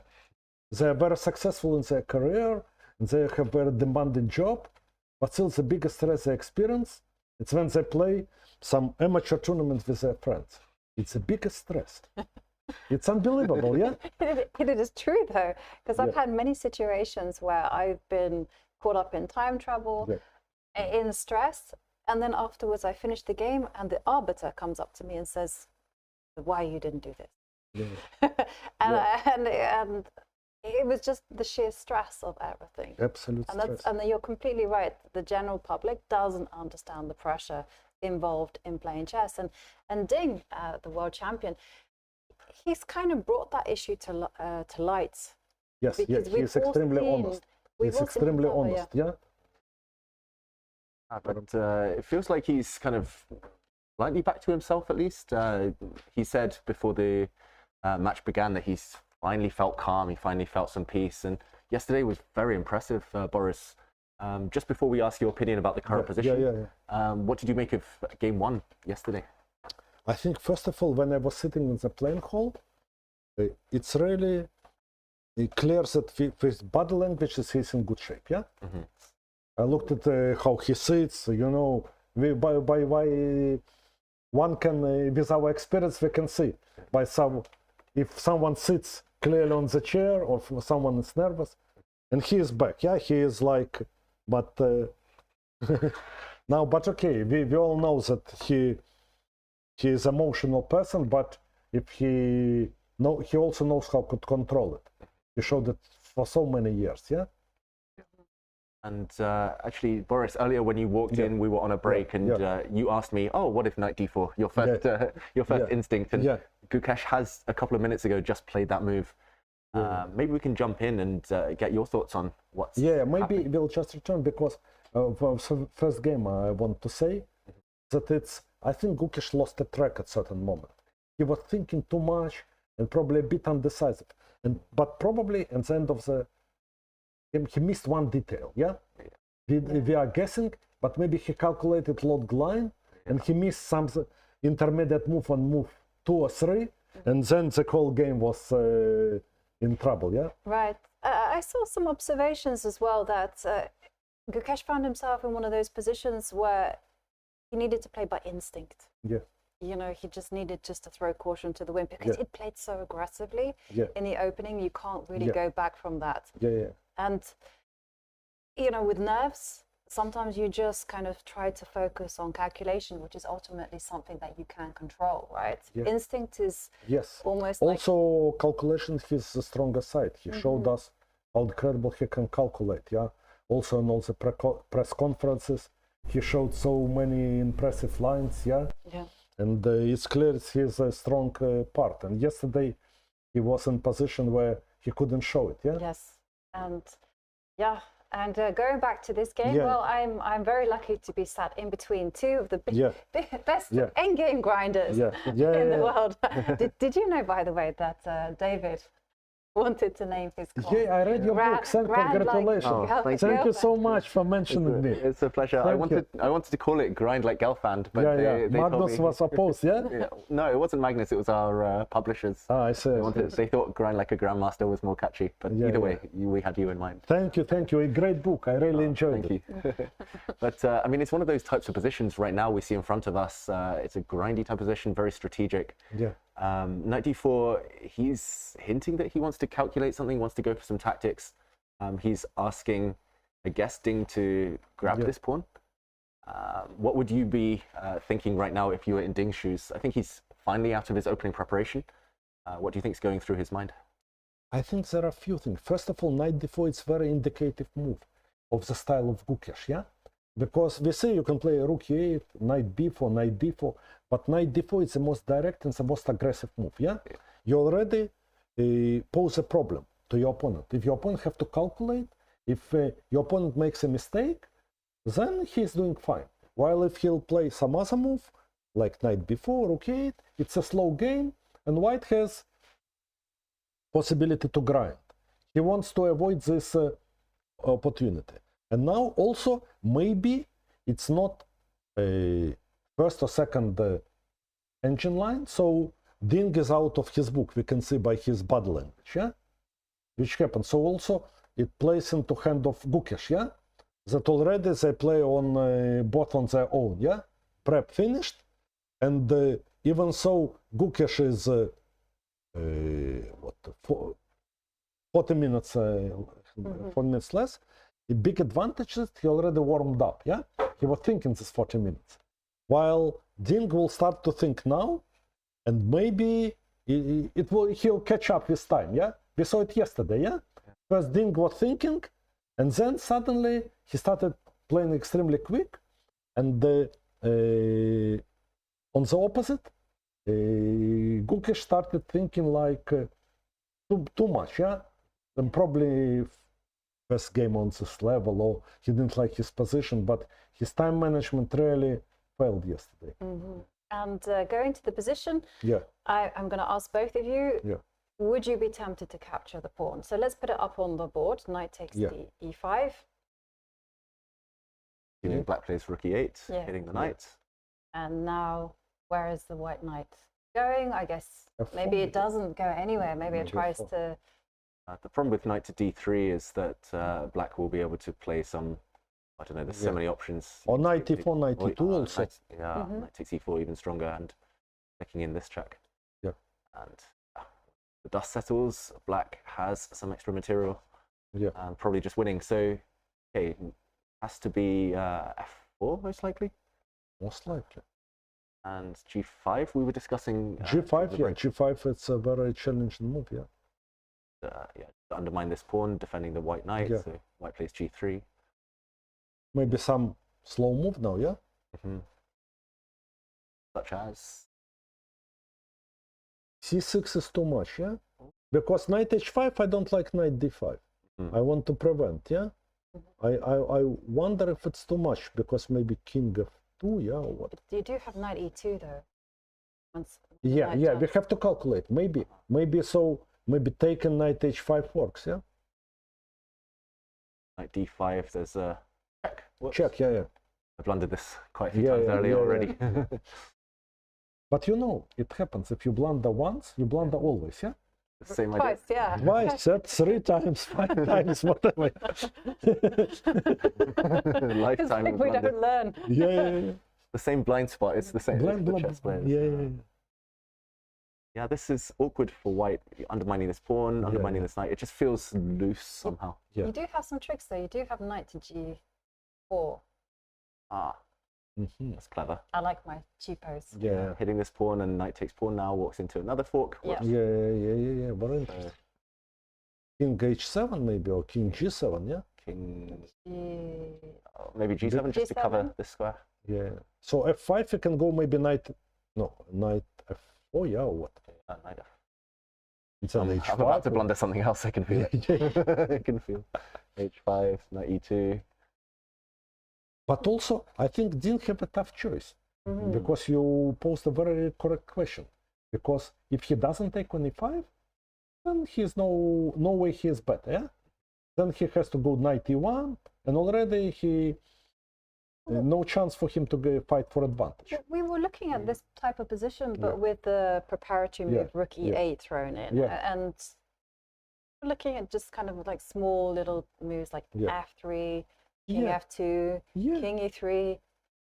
Tranquil, but not that calm. But maybe with rook on f8, somewhere f5, he can knight h5 maybe, or I don't know if it's too much. h5 trying to come in, and if white stops, then maybe f5.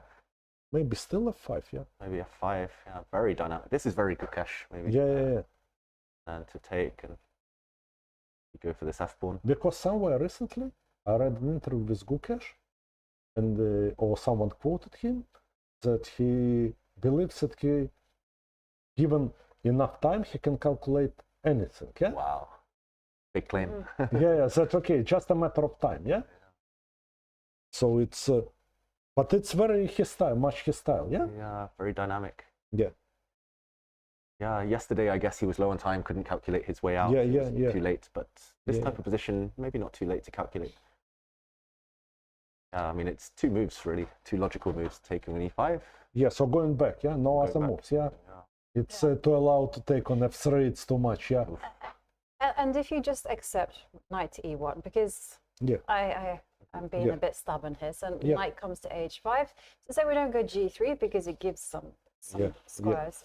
So maybe if you go f3, I mean, could you? Okay. Yeah. And I will allow the knight to get to f4, king f2, and I kind of go, no problem, because the kickback is going to start with g3. Okay, maybe g6. I will play g6. This is very deep stuff. g3. Or... 96, yeah. Yeah. 5's coming. That's the only issue. Yeah. Okay, of course, white is out of danger, but also black is doing looks like okay. Yeah. Of course, the c5 pawn is always long term can be a problem. Yeah. Yeah.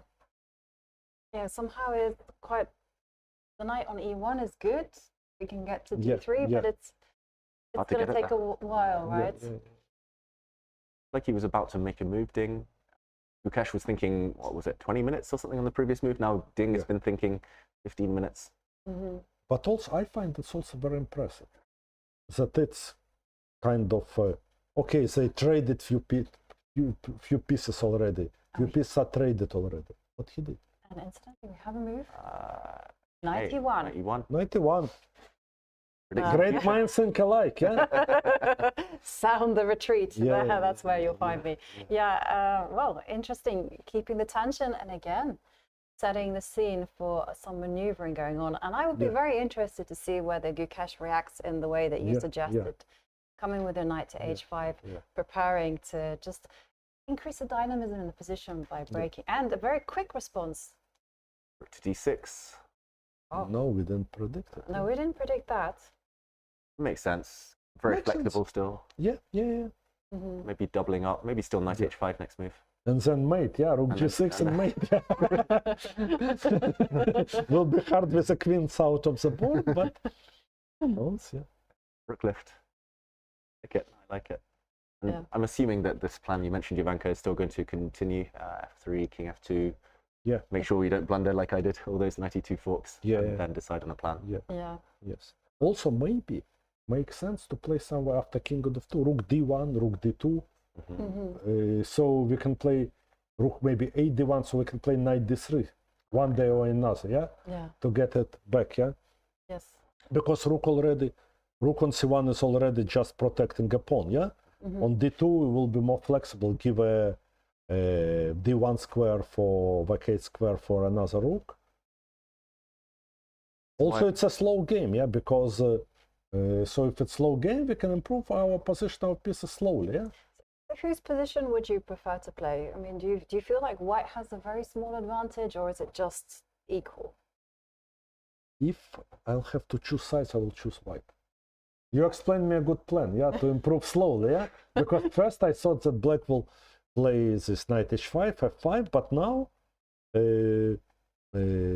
with a slow play, white can slowly improve, while black has difficulties, what to do, Boris, this is why I wrote about you. This rook d1, rook d2, I love it. Yeah. Slowly improving, slowly. Yeah. But from other point of view, rook d1, I'm wrong that if rook a1, maybe knight c6, black will be able to retreat, and a5 pawn will be vulnerable, yeah? So, for example, knight c6 here? Yeah. No. I make some useful moves when you double over the line. H5? H5, g6, I guess. Yeah, d2, and only later. G6, rook d1, knight c6. Yeah. It's going to be a long game. Long game, but interesting, because even so only, okay, 3 pieces I traded already out of support. Still a lot of play, yeah? Also, any result is possible, yeah? Okay. Of course, black's win is the least likely, yeah? I think didn't have to really overpress, yeah? To get, but the draw is maybe the most likely, but still all 3 results are possible, yeah? All 3 results possible. I like to hear those words. Yeah. But I'd like to thank you, Boris, because I know that you will be in the fan zone, meeting all the fans, sharing your wisdom. And thank you once again for joining us. And thank you, and I will keep on following your commentary from home when I'll be back. Thank you very much. And we shall wish maybe to all our viewers, to all spectators, a really great match, yeah? So we enjoy each and every moment of it. And enjoy great chess games. Yeah? I definitely think this is going to be an iconic World Championship match. But thank you very much. Thank you. We'll see you. See you here around. Yeah, see you. Yeah. Thank you, Boris. Okay, so goodbye. Thank you. Goodbye, everyone. Well, thank you, Boris, for joining us in the studio. And actually, we are going to be joined by another very special guest, because in 2012, Boris Gelfand did play an iconic match against Viswanathan Anand. And guess what?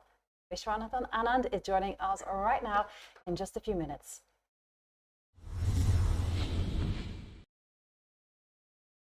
I have Vishy Anand here with me, the father of Indian chess boom. You've had your share of world championships yourself in different formats. So you've won a match, tournament, knockout, everything.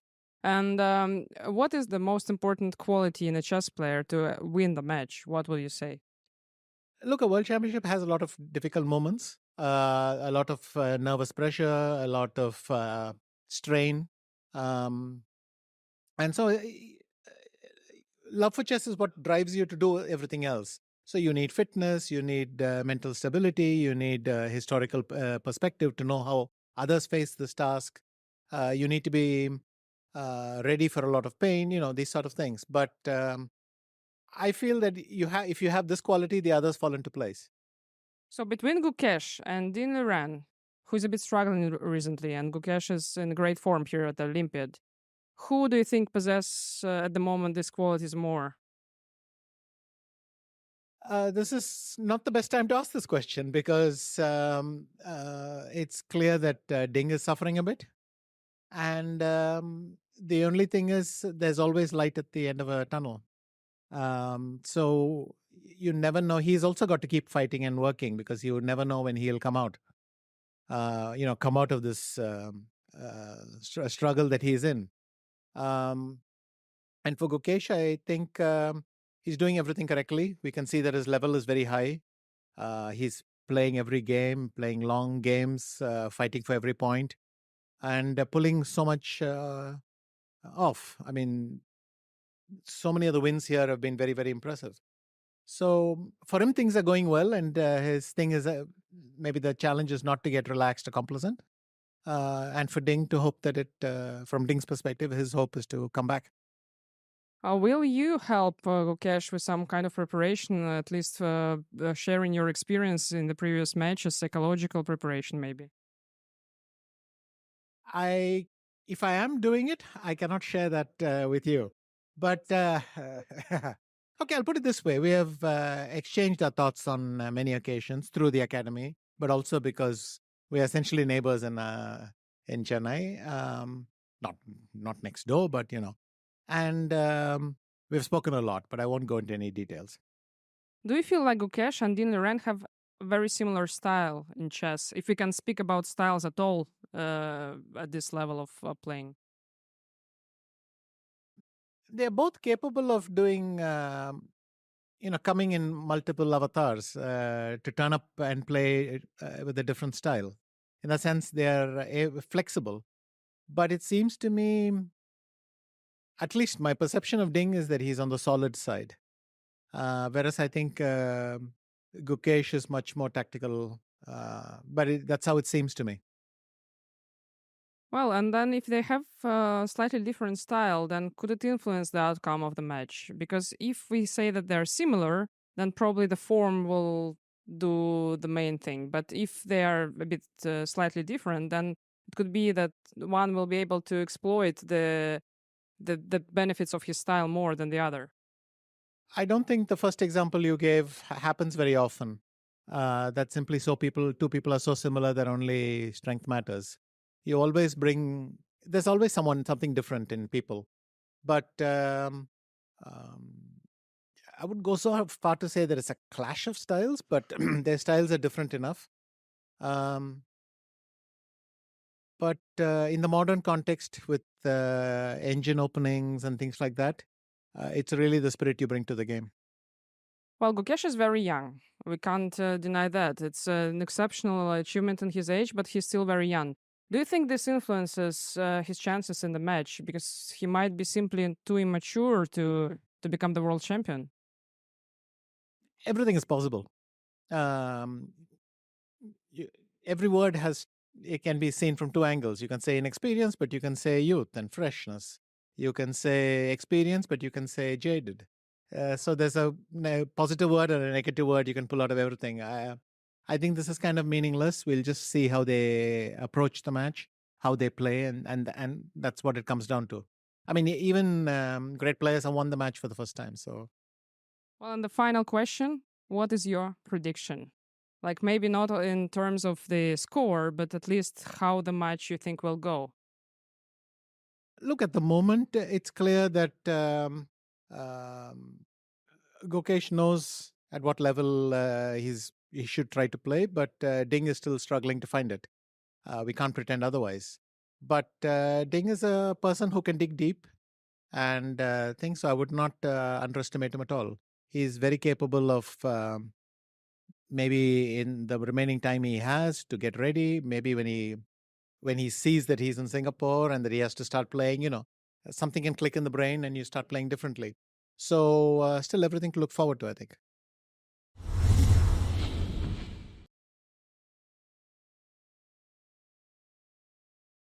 Back, and it is a pleasure to have with us in the studio former 5-time world champion, also the first Indian Grandmaster, Vishy Anand. So Vishy, we just had Boris here in the studio. You played each other in 2012.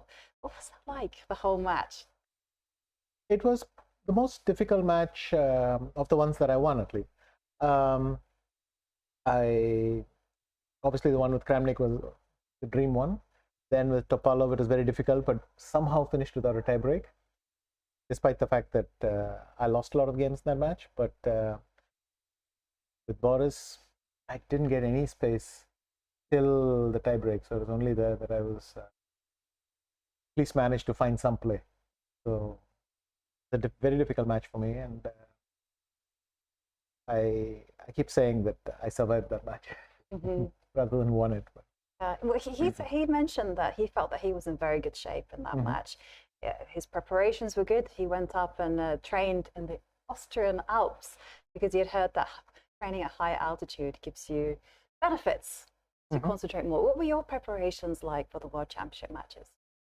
I typically tend to train at Germany. I had a nice setup there, so I tended to train in this town near Frankfurt. Convenient for everyone to come. I think I had good setup there, and I think most of my seconds were used to training there. Since we were together for many matches, we got used to that. But yes, it was a place where we had a lot of possibility to do a lot of outdoor stuff and things like that, which is important because clearly you need a counterbalance to a lot of work that you do. Yeah, and talking about counterbalances, I mean, what was especially important to you when you came to forming this team of seconds? I mean, we hear that Magnus chooses them for their energy and for the good connection that he has with them. What was it for you? I would guess fairly similar people I tended to get along with because you're going to spend a lot of time with them. People who are good at things that you're not terribly good at. That's obviously some balancing. And generally people with a high chess standard. You know, you want people who see the difficult stuff quickly and point you in the directions you should go without losing a lot of time. So obviously players with some class. Yeah, that's why you never hired me. Sorry. and talking about the whole World Championship, of course, it's a grueling experience. I mean, what was it like? Because I can remember reading your book, Mind Master, where you discuss the first game that you were paralyzed in your car. You could not. Yes. Not only the first game, many games you would have this last-minute panic, which is half an hour before the game. You'll suddenly remember this one line for which you don't remember anything. You're just drawing a blank. You don't remember the details, and suddenly, as time passes, you remember less and less, which makes it worse because you're clearly panicking. And of course, as I mentioned in the book, I immediately tried to call my second so that I thought even if they just tell me one move, that'll set me at ease. And of course, none of them answered their phones. And so this thing spiraled out. But yeah, these attacks of nerves happens very often.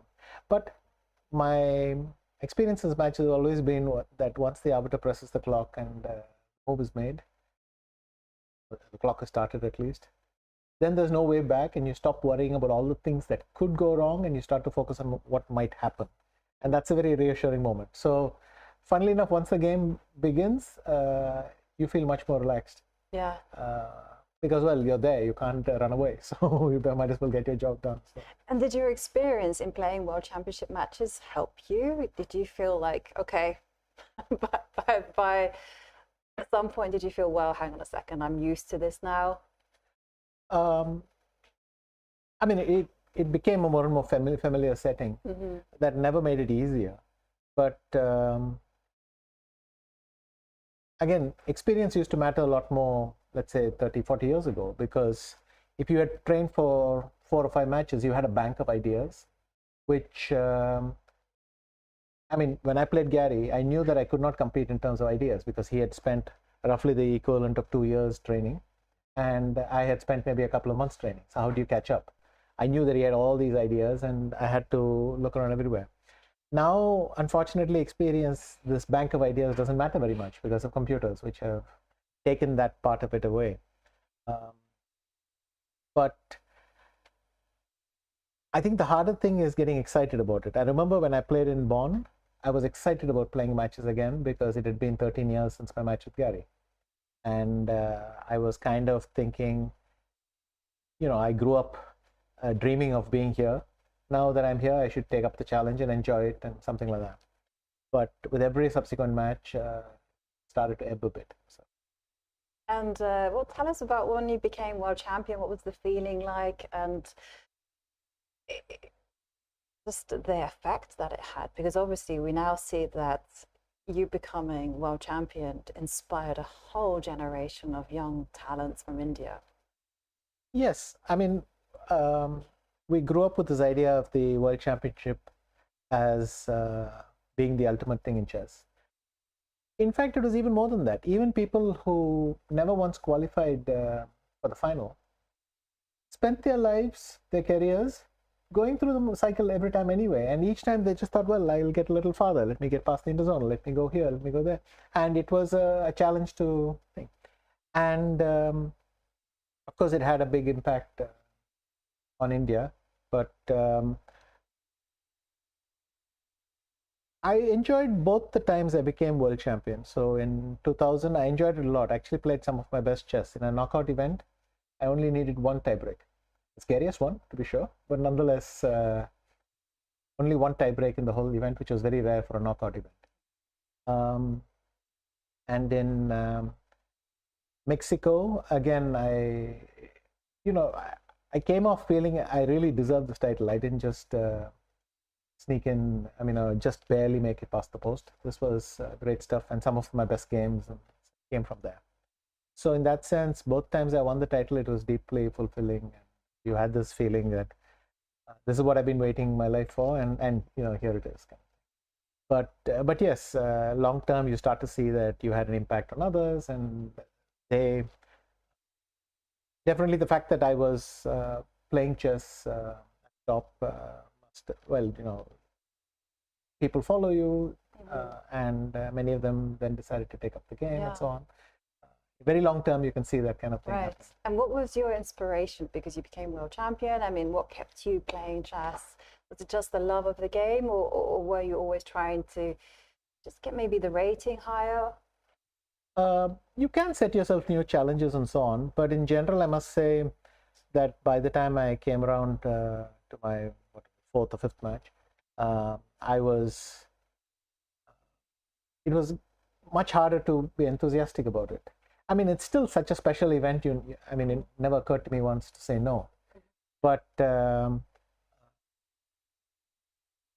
creative juices just don't flow like they used to. And I think when I lost the title, I found that slightly liberating in a way, and getting back to it. But also knowing that I had reigned as world champion for 6 years, then you can walk away from it, I think, a bit more easily. But I enjoyed it. For me, getting a chance to play the World Championship cycle and play these matches was really why I got into chess. And Vishy, coming to today, we see Gukesh fighting for the title, and actually he's now in the same situation that I guess you found yourself in 2010, losing the first game to Veselin Topalov. And how do you think he's going to recover? What does he need to do to turn things around now, and how do you evaluate his overall chances in the match? Okay, actually the similarity goes even further, because I lost the first game. It was just a memory thing. I mixed up one move and it was game over. It was quite embarrassing, because after everything we'd done, to lose a game like that. And for the second game, my aim was just to play a sensible game, and if it was a draw, it was a draw. That was fine. But the main thing was to settle into the match and all that. And I got into deep trouble again, because I once again mixed up my moves. So what do they say? Once can be carelessness, twice is not looking brilliant. But miraculously, I won the second game. I was just much worse with white after 12 moves, and then later on, suddenly the game went my way, and I even won it. And so that I remember as a particularly miraculous set of games, because I get to the rest day, and I think you all know what I mean when I say that the worst thing you can do is to lose before the rest day. Oh yeah. So I was very happy to win before the rest day, and then I could take that extra rest day, settle down, and really get into the match. And I think it showed, because the next 4 games I kind of played quite well. But the problem is for Gukesh is that the same thing has happened in a way. He lost yesterday. It wasn't as straightforward. It's not a question of him simply forgetting one move. It was a struggle, and he had even some chances. So his approach wasn't wrong, but he kind of blew it at the end. I think he really only started to go wrong when d4 with the knight. That felt bad in a human way. It's still okay, but now you have to bring the other rook to c1, which is unnatural. So white has to do a lot of inhuman kind of moves. To be honest, I was beginning to think that he might be in trouble, because exactly for that if you have to do things that don't come naturally, that's going to be tougher. And today, I think it's fair to say that Ding has won the opening battle.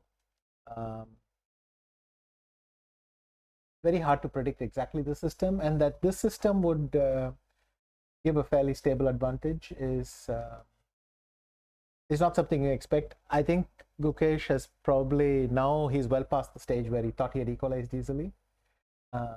But this must feel strange to have a position where basically you can't change the character of the game that easily. You now have to blast it with f5 or something to get that going, or you're stuck with this pawn structure. So I wanted to play rook d6 because I wanted to put one knight on d7, the other knight on e6, and that way defend both the c pawns by the right number. The c5 pawn needs to be defended twice because there are 2 knights that can attack it. The c7 pawn only needs to be defended once because only 1 knight can attack it. That was a rough logic, but it feels like a very passive position.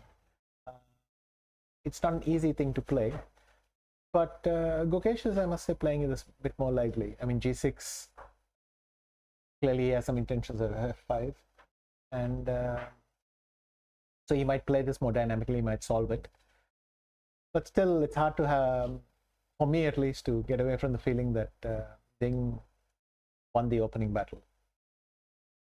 This is a dream advantage in the World Championship. It's not much, but it's all yours. You know, Black isn't playing for much yet.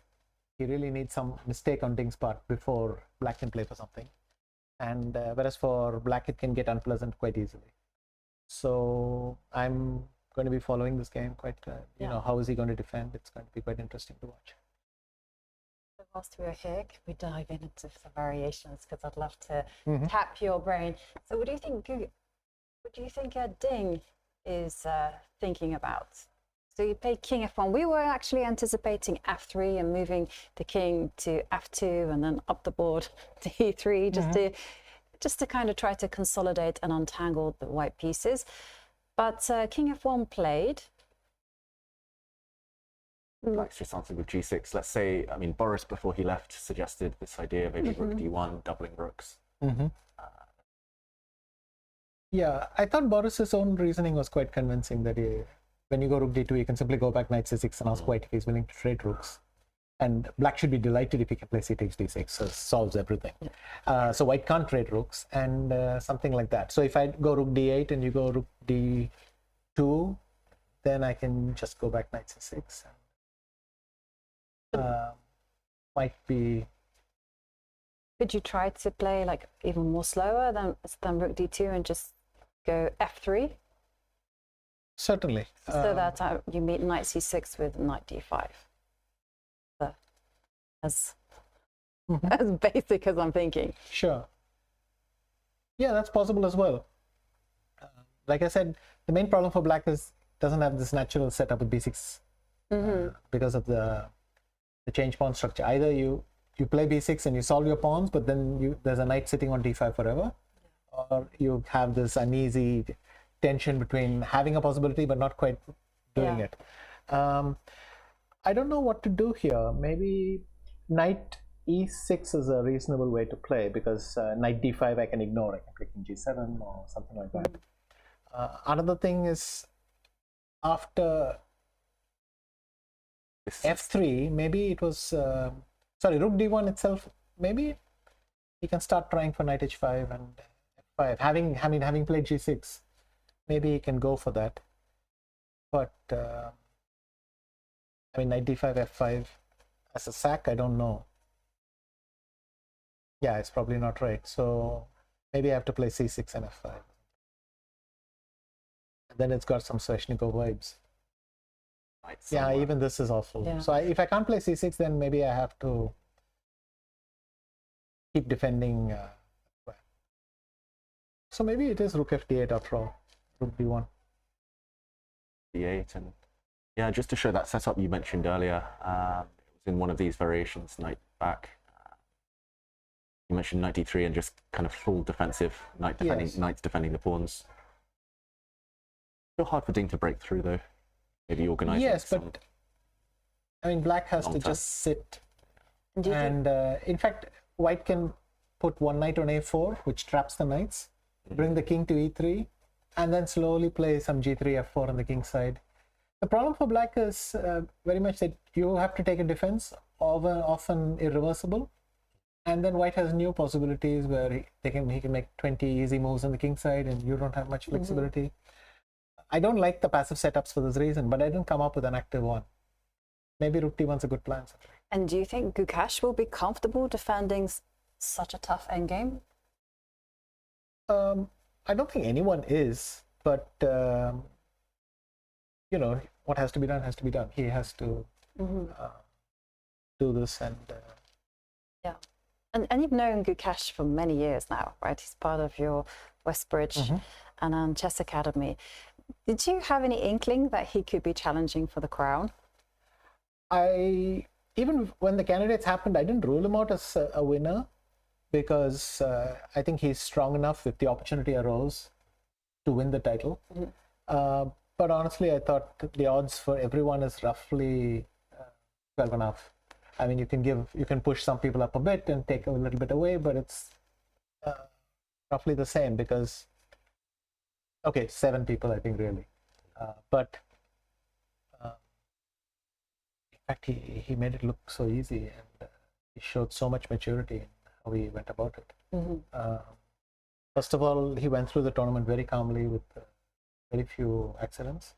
And when the last 2 Fidusha happened, he took it in stride. So just superlative performance. Given how difficult qualifying with the candidates was, he made the candidates look effortless. And then he's kind of confirmed it. His performance in WIKE is superlative. His performance in the Olympiad is just dreamlike. And so I have the feeling it's not even relevant what I said about him. My impression of him from a year ago, even from some months ago, is not keeping up with the reality. But having said that, I think it's been a tough start for him.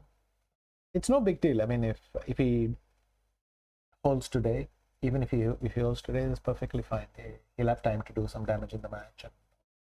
But I think it's been a tough start. And how big would it be for Indian chess if he were to win and become world champion? Obviously, it'd be huge for Indian chess. I think so many people will take to the game and start following it. The fact that he's so young also means we can look forward to having him for a while. He would be the youngest ever in history. And so on. There's just so many adjectives which you can append to that. I'm looking forward to the celebrations. But yeah, indeed, Boris's prediction is on the board. Rook to d1. Now's the time to dig deep, right? And somehow... I still don't see an active plan for black. Maybe rook f d8 and knight c6 somewhere is the way to go. You wanted to go, what was it? Rook d2 and if... Could you go knight d7 and then try to get in f5? I mean, I'm also trying to think of an active. Yeah, but the problem is knight d5 is unpleasant. Because you're being asked a question about c6. You can no longer defend with the rooks. You can, actually, your c6 is forced now. Yeah. Because if knight e6, knight c7 was winning. And now, knight c6 is not the kind of move you want to really make. Somewhere strong. Yeah, c3 is coming. A bit worried about f5 if I go to e3. But yeah, c3 looks... I mean, could you... I'm not even sure c3 would make me unhappy. If white played c3 and took that knight on d4, I'd be happy too. Right. So if that's the rationale, you can go f5. Yes, you can play f5 here, but maybe knight c3 was better, so that you... f5 is not threatening anything yet, and you're threatening knight a4 somewhere and keeping it there. But just to show your idea, c3... fe4. Yeah, you just take it. I don't know how many pawns you have in the center. 2, but it feels more. Yeah, it feels more. Knight c5. In fact, also rook f6 is going to... Doubling on the f file is suddenly going to be difficult to defend that pawn on f2. So. Yeah, white should probably go the other way, as you mentioned. But for knight e3, f5, I could take on f5 and then play c3. It's got to be a better version. So. True. Take, and c3. And then c3, yeah. Does not look. Doesn't look great. Although I have f4, and your knight doesn't have a good square. Comes back to f5, maybe. After? If knight g4, I'm just going h5. Just h5, yeah, that's true. Actually. If knight c2, I just take it, I think. Because if you take on d6, I take on a1 and b3. Yeah, got it was getting out this way. Okay. Yes. Hanging by a thread, though, these are very forcing variations where it's just about clinging on. It's like black has to be exact and white can afford not to be. And what about, like, could you be weird and wonderful and go c6 would be knight a4 would be a problem. long term, there's just holes, right? And then I've self-pinned. Yes, so decisions. Difficult. It's difficult. I mean, this just looks. You mentioned. What is paradoxical probably is that white isn't. It isn't easy for white to threaten something, but that is if black sits still. But the urge is to have a plan and to do something. And this is why, by the way, what computers do effortlessly is not have a plan if they don't need one. But we will do something active. It's a kind of bias, and we will end up spoiling. Maybe black setup is already as good as it gets, and you can't improve it very much. Just King G7, H5, just say something like that. But the problem is that we've all seen Magnus at his best, right? He presents your position like this, and you have two options: you can go active or you just wait. And so sometimes you just wait, and then he just improves and improves in ways you didn't even know he could. And then before you know it, you don't even have. It's very hard to. He's gone rook f8, has he? He has gone. Yeah, no, it's very hard to wait correctly. And you mentioned that you felt Ding had won the opening battle. It was very kind of just very sophisticated stuff, I would say. Just how he went into the same game. I mean, he went into a line as harmless, and still managed to predict every single move of Gukesh. I mean, it's not clear to me that bishop e6 is forced, h6 is forced, and everything. Exactly. Still had this idea a5, and then that Gukesh didn't take on e3, for instance, in castle or something. I mean, I don't know that position is particularly dangerous for black. You get extra squares, but you also have these double d pawns and so on. The bishop b4 takes a5 lines were very interesting. Yeah, we're digging into those. Though there at least you can be afraid of your opponent's preparation. But then that he walks into this ending that Ding is prepared, well, that seems to me a lot of guesswork. So obviously Ding has covered a lot of other areas as well. But nonetheless, well, fascinating stuff. You know, a line which I thought was harmless is suddenly back to life. Yeah, it's posing unpleasant problems for Gukesh. What are your impressions of Ding's play so far? So yesterday he showed us he was. Do you feel like he's going back to his best? It was too easy, to be honest. Once Queen c4 d3 happened, you don't really need Ding at his best. And just as I said, that white has defenses there, but they are hard to find. After knight d4, you have to go queen f3 rather than e3. Hard to see why immediately.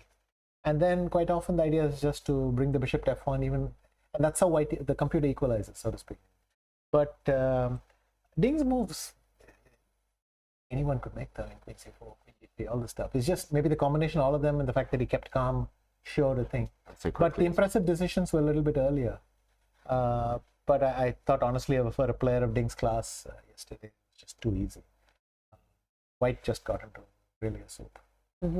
Because you mentioned that it was a bit of a relief, or a kind of burden was relieved when you mentioned that you lost the title. Do you think that Ding, now that the match has actually started, do you think the pressure is actually lessened somewhat for him rather than what we've seen over the last 18 months? I don't know what the 18 months has to do with the World Championship. I mean, his title was never at stake. But he clearly had a crisis. It's not something World Championship related, and it lasted much too long. But I always felt that, you know, when the occasion demanded it, he'd be able to pull himself together again, and that's exactly what he seems to have done. It was, I mean, the idea that he would just bring his form of the last 2 years here seemed to me just too simplistic. He is going to play much better. You know, if pushed to the wall, he's still very resourceful. Do you kind of foresee a change in approach from Gukesh once he has the white pieces again? Is he going to continue being as aggressive, as committal as he was yesterday? And you think he's going to switch? It will adapt. By the way, there's nothing wrong with what he did yesterday. Yeah, true. It requires a higher level of precision and execution, but there's nothing in particular wrong he did yesterday. What I found funny was that I think when the position had equalized, he had this stylistic choice between knight takes d4 and bishop takes d4. Knight takes d4 leaves you one move away from playing f5. Bishop takes d4 solves everything on the queen side. You're not going to lose any pawns there anymore. but suddenly F5 is further away. And I think it's more intention. He wanted to play F5, so he wanted to keep the possibility open, and that kind of got him in trouble. But he will play aggressively if the position demands it, and his score requires a little bit of that as well. Mm-hmm. And have you been impressed by his maturity? Because one thing that struck me in the press conference was that his remark to this was, well, it just makes the match more exciting. So there's a certain detachment, right? He doesn't... It's definitely very impressive. I mean, he kept himself very calm at the press conference, very much in control. And I think he takes these things in his strides these days. And no, he's a huge example of this. Mm-hmm. Yeah, absolutely. Well, I'd like to thank you, Vishy, for sharing with us your stories, your wisdom, and of course your insights. And I know that you'll be joining us again tomorrow. Yes. And look forward to seeing more of the chess action. So, well, we're going to take a quick break and you can enjoy this video. And in the meantime, when we come back, we will be delving into a lot more of the action. Gemini, can you help me plan my 3-day vacation? Generate a photo of a muscly capybara. Explain the concept of supply and demand with OpenStax. Hi Gemini, quiz me on the rise of industrialization. Can you help me find an email? Yeah, I can help with that.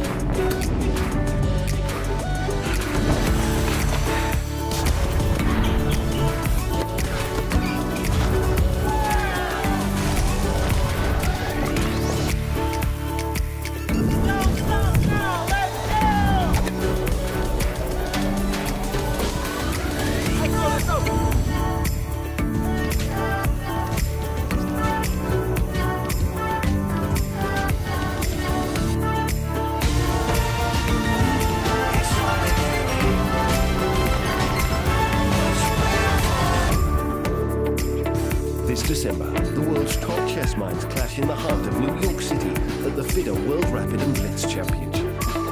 Witness world number 1 Magnus Carlsen and other stars from across the globe. Rapid and Blitz, chess in its most thrilling form, unpredictable and unforgettable. Fast moves, tactics and blunders, and moments that will keep you on the edge of your seat. Witness the pinnacle of chess excitement. Get your tickets now at worldrapidandblitz.fide.com.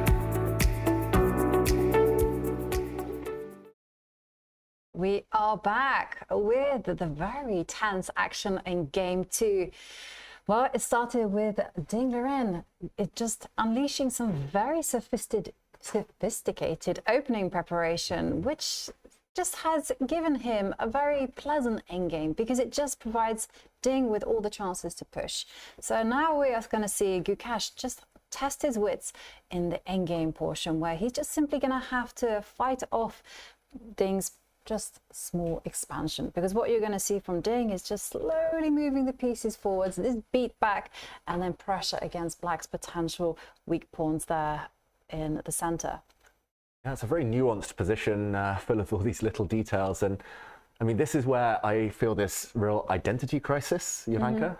As a chess player, I love these types of positions because you can go deep.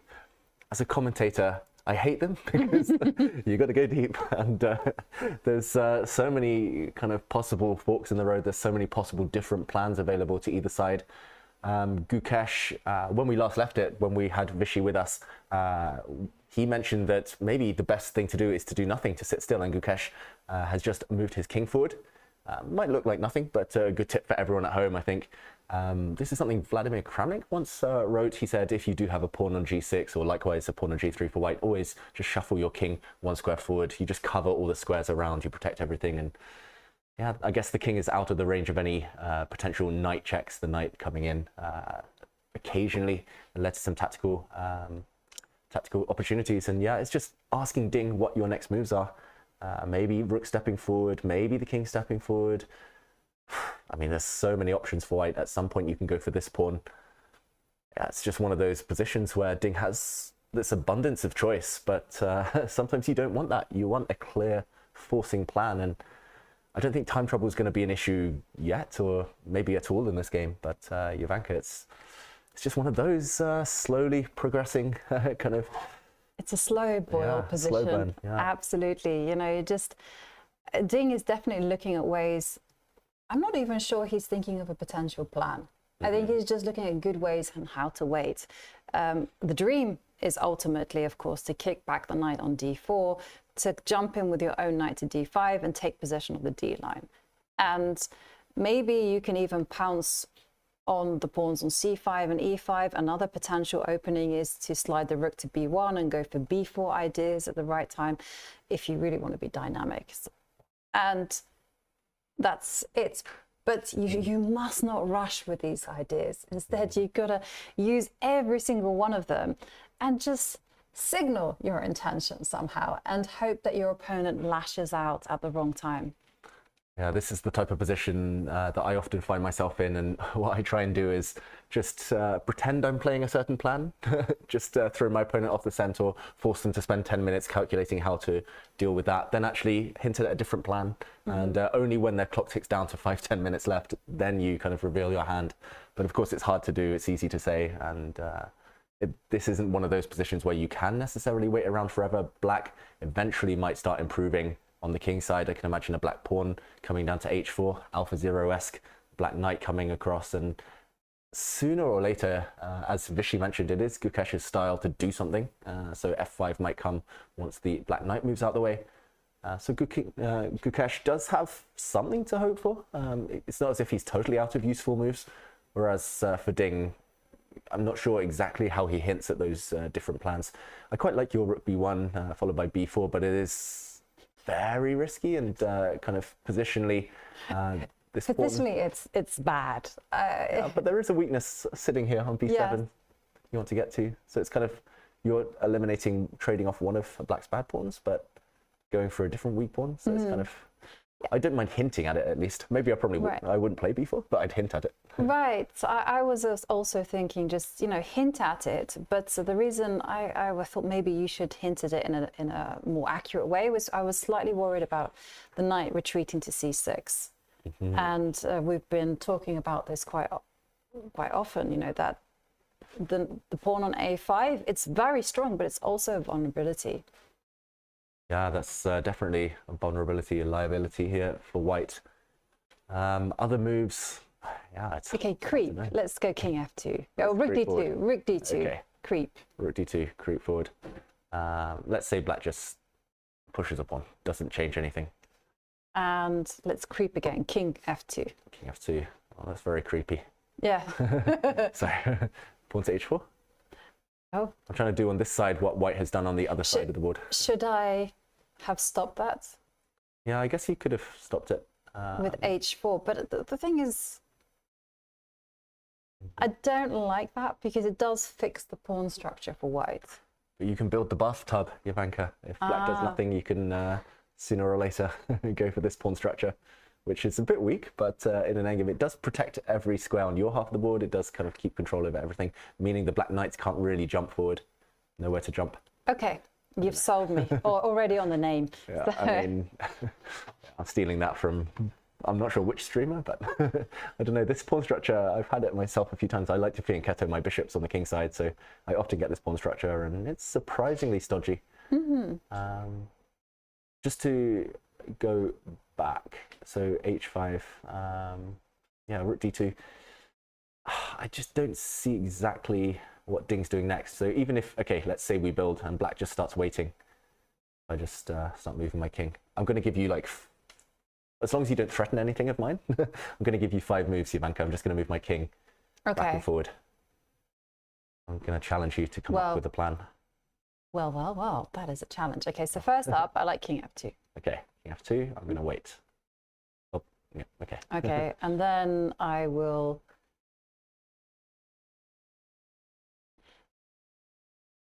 double. Okay, double rooks. Or maybe you're starting to threaten some things. Yes, are you sure? Come I'll on, wait, David. I'll wait. Actually, I thought king g7 was a good waiting move. King g7. Bring it on. I'll move this way. And now I can go knight d3. d3. Yeah. I was hoping that I would have some knight takes c2 tactics on the d file, but we showed something similar earlier, right? Where... Well, actually, wait, I was about to blunder, but I was going to say, once a white knight gets to c5, yeah, there's going to be huge targets. Now suddenly threatening this knight, this knight. Okay, I have to, I don't think I'm going to rush with the knight to d3. Okay. I want to do it as calmly as possible, so... okay. No. You want to move this knight somewhere? Or yeah, let's go knight this a4. way, maybe? I don't know. Well, yeah, I'm always looking towards the center, so... Okay. But let's try the other way, knight to a4. Knight to a4, big threat. I'm going to have to defend against it, probably. And now knight to d3. Woo! Oh, wow. Whoops, double attack. I'm going to... Oh, you don't have an immediate threat because there's a pin on the d file. But I'm going to drop back anyway, just in case. Okay. I'm just basically copying Vishy because he mentioned this plan and now I can't get it out of my head, just defending everything with the knights. This knight. There I go c3. There's no knight d4 for you. No, true. Maybe is it time for black to build the buff? Yeah, this also, like how, I mean, can black ever go active as well with f5? Because this is what, you know, you're fighting. It's like there's two wolves in your mind in these kind of positions. One that wants to go active and the other one that just wants to sit there. You don't know me if you think I want to go active. I just want to be passive. Okay, yeah. Okay. But you're right. I mean, Gukesh, we've got to play according to his style, and he's not the type of player who's going to sit there and do nothing, right? Right, and I'm speaking for myself here. I'm like fighting. I want to go f5, and then that could be like the worst move on the board. F for forward. Yeah. I don't think it's a bad move. It's important that your king's on g7 because it's very committal. For example, take. There might be some ideas of, I don't know, going for this pawn. Here, actually, I'm walking into a pin, so it's not great. But at the very least, you would be able to play king f6. That's probably better there, but just to defend this pawn. So it's not necessarily weakening anything. f5. I quite like it. I think this is maybe black's dream formation, just even at the cost of time. I want to ask one question as well. If we go back to the game position, what if white throws the knight in immediately? Okay. Just to be concrete, I'm trying to get in the mind of Gukesh, of Ding, two great calculators who want to play direct if they can. None of this fancy maneuvering. Okay, then I'm going to be as direct as I can and go knight to e6. Okay. Knight e6. Now I can play knight d3. Similar to what we showed earlier, I guess. Knight d7 would be forced to defend this pawn. And yeah, I'm out of a plan. At least white has these two knights. It's just hard to know what to do next. As black, I'm just pounding the table you told for me activity. Your plan, Jovanka, I'll go rook e1 I'm walking into knight d4, aren't I? But yeah, but then I'm switching. Yeah, but, then you're switching. It's difficult. That's why Ding's struggling, trying to get inside their heads, and I think he's just drawing a blank, just as we are. What plan to go for? How to set up the pieces. Would you say this is the kind of position where your personality shows? So I'm thinking back to our talk with Nenad Tomashev, and he was saying that in certain situations, yeah, your personality comes out, like whether you're impatient, whether you're able just to sit there and just bide your time and wait for the opportunity to strike. And here, I see that you don't have that fight going on, that you're very patient with both sides, whereas I'm like constantly going, hang on a second, where's my pawn break? Let's go forward as much as possible. And but it's well known a player's biggest strength is often their biggest weakness. So I'm very, very patient, but I often miss the key moment because I just want to kind of keep control forever and drag the game on and on and on. So I often miss an opportunity that might be fleeting. But then, I mean, for example, you said your kind of instinct is to go forward. That can be great because, I mean, you put the opponent under pressure, you're going for it. For example, those F5, it was very kind of opportunistic. It was very kind of testing for white. But of course, there can be drawbacks, as you mentioned, kind of sometimes rushing. You might miss a small detail along the way. Maybe it wasn't the perfect time. So it's kind of, there's no, that's the problem with chess. It's the most infuriating thing. There's no kind of right or wrong. There's no kind of formula that always works. And do you think Ding and Gukesh are fighting those same battles that I am, you know, that they really want to take the game into something very concrete? They're human, especially in high pressure situations. I mean, you must have been there, Jovanka, in these huge tournaments, you know, Olympiads, playing for England, where it's a big game, you want the results and you want to kind of get there as soon as possible. But I mean, I've been there myself, and often you can't resist the temptation. You can't just sit and do nothing. It's the least human thing. Vishy mentioned it. Nobody, no matter how superhuman they are, can just sit and do nothing. There's always a temptation. You get itchy fingers, right? Yeah, you do get itchy fingers. You do want to strike and go for gold. And, well, we do see this is, again, a historic World Championship match.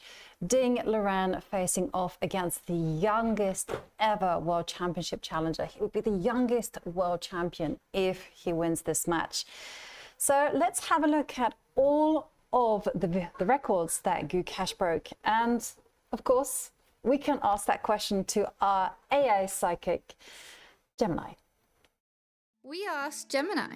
Gukesh is making waves in the chess world at an incredibly young age. Tell me more.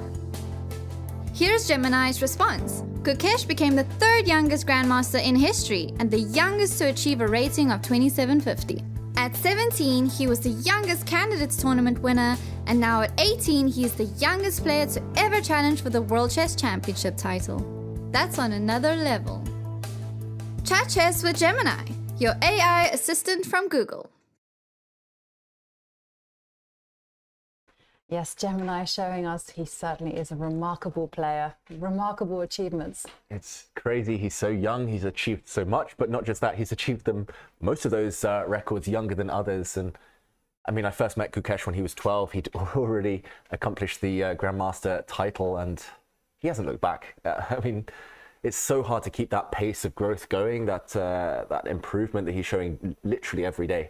But this would be, I guess, the final step on this journey, Jovanka. Yeah. You know, one of the funny things that I read about Gukesh, and he said it himself, is that he was so young that when he became Grandmaster that he didn't really register the significance of the achievement. He didn't feel any nerves. It was just full of that youthful optimism that, yeah, okay, well, he'll have a go at getting it, breaking the record of that Sergei Karyakin set. And then when he didn't, he was like, okay, well, it happened anyway. Yeah, I was still playing Pokemon at 12. I mean, yeah, didn't know how to focus on my chess career. But for him, it's been one-track mind. It's all about the chess. He mentioned that in the pre-championship press conference. For him, he's full focus. Everything he does is about winning, about improving, about kind of being better than his past self every single day. And that's why he's at the top. So young. Yeah. Oh, if he'd discovered Pokemon, though, it might have been very different, Jovanka. I never understood the attraction of that game. But then again, I am a lot older than you, so that's probably why. But there you see, Ding is thinking, considering what plan to play or how to just slightly improve the position. But one of the things that struck me about Gukesh was actually in that race to become Grandmaster, there was some support, but there wasn't that much support. He comes from a very, I wouldn't say very humble, but a modest upbringing. And he did mention that there were times that he just slept at the airports. And one of the things that strikes me in general about Indian players There we do see the king slide up to f2, slowly improving his position. Is that they're very used to the struggles of actually traveling to chess tournaments. Like, I complain if I have to travel for 12 hours or 5 hours, let's face it. But often the players are traveling for 20 hours. And it's just a kind of a given that, you know, jet lag is one of those things about playing chess tournaments. Yeah, often Europe would be the place, the focal point of their development, where the tournaments would take place, where the coaches were, where the opportunities lay. And yeah, it builds up resilience. We talked about that yesterday with both of these players, both very robust, resilient players. And yeah, I mean, I've never really thought about that issue, but definitely a lot of sacrifice needs to be made to get to the top level, whether that's, you know, traveling constantly, sleeping in airports, whether that's kind of, yeah, the parents kind of having to give up work, for example, to accompany the players, sacrifice a lot. It's expensive as well to kind of get on the ladder at chess and travel and get to tournaments. But yeah, this feels like it's all been worth it, at least for Gukesh. And in the meantime, Ding, having made a move, I just wanted to say as well, it's a bit of a mirror image to yesterday. It was one side 40, 50 minutes behind on the clock. Suddenly, one or two moves later, the other player has caught up. It's a race to the time scramble, pretty much, who can think the longest at this point. But yeah, they're both very disciplined players as well, so not being too impulsive. That's why we've seen these long things. For anyone at home getting frustrated, it's because they really want to show that level of accuracy to position themselves, not kind of miss anything, not blunder anything. And long-term planning often is the type of move that takes the longest on the clock. Right, and just to remind everyone that you can see the live position of the board on the right side, and you can also see the move number. So there are move 19, king f2, and just a kind of reminder of the time control. It's slightly different to other years. Here the players will be playing 120 minutes for the first 40 moves. No time bonus, and there you can get up on the screen, even better. And the whole point is that because there is no time bonus, like yesterday, we could see those time scrambles where players are physically moving as quickly as possible in order to make the time control. Once they pass move 40, well, then they can breathe a sigh of relief because they get an extra 30 minutes on the clock. And this is where the 30-second increment kicks in. What do you think about this time control? I like it. I don't think my style is suited to it necessarily, but as a chess fan, as a commentator, viewer, I think it makes a lot of sense. And we saw that yesterday, it added to the drama. Gukesh started with 120 minutes. That might sound like an ocean of time, but he ended those 40 moves with just 1 second left on his clock. And I think no matter how long or how little we give the players, that's always going to be the case. It's always a bit of a rush towards the end. It's so hard to properly kind of allocate time to specific moves because you don't know when the critical moments are coming. You need to save time in the bank for later. But right now, I mean, it's one of those positions. It's no easy plan, no easy moves. And that's fun for us because we get to play around with the position. But it also means it's a bit unknown for the players. Yeah, the consequences of the time limit, of the time format, I think just add to what we saw yesterday, at least the drama. And there we kind of saw the kind of pocket cam, the board cam, looking at Gukesh, and I was just tracking his eye line. And I reckon his attention is fixated on the king side.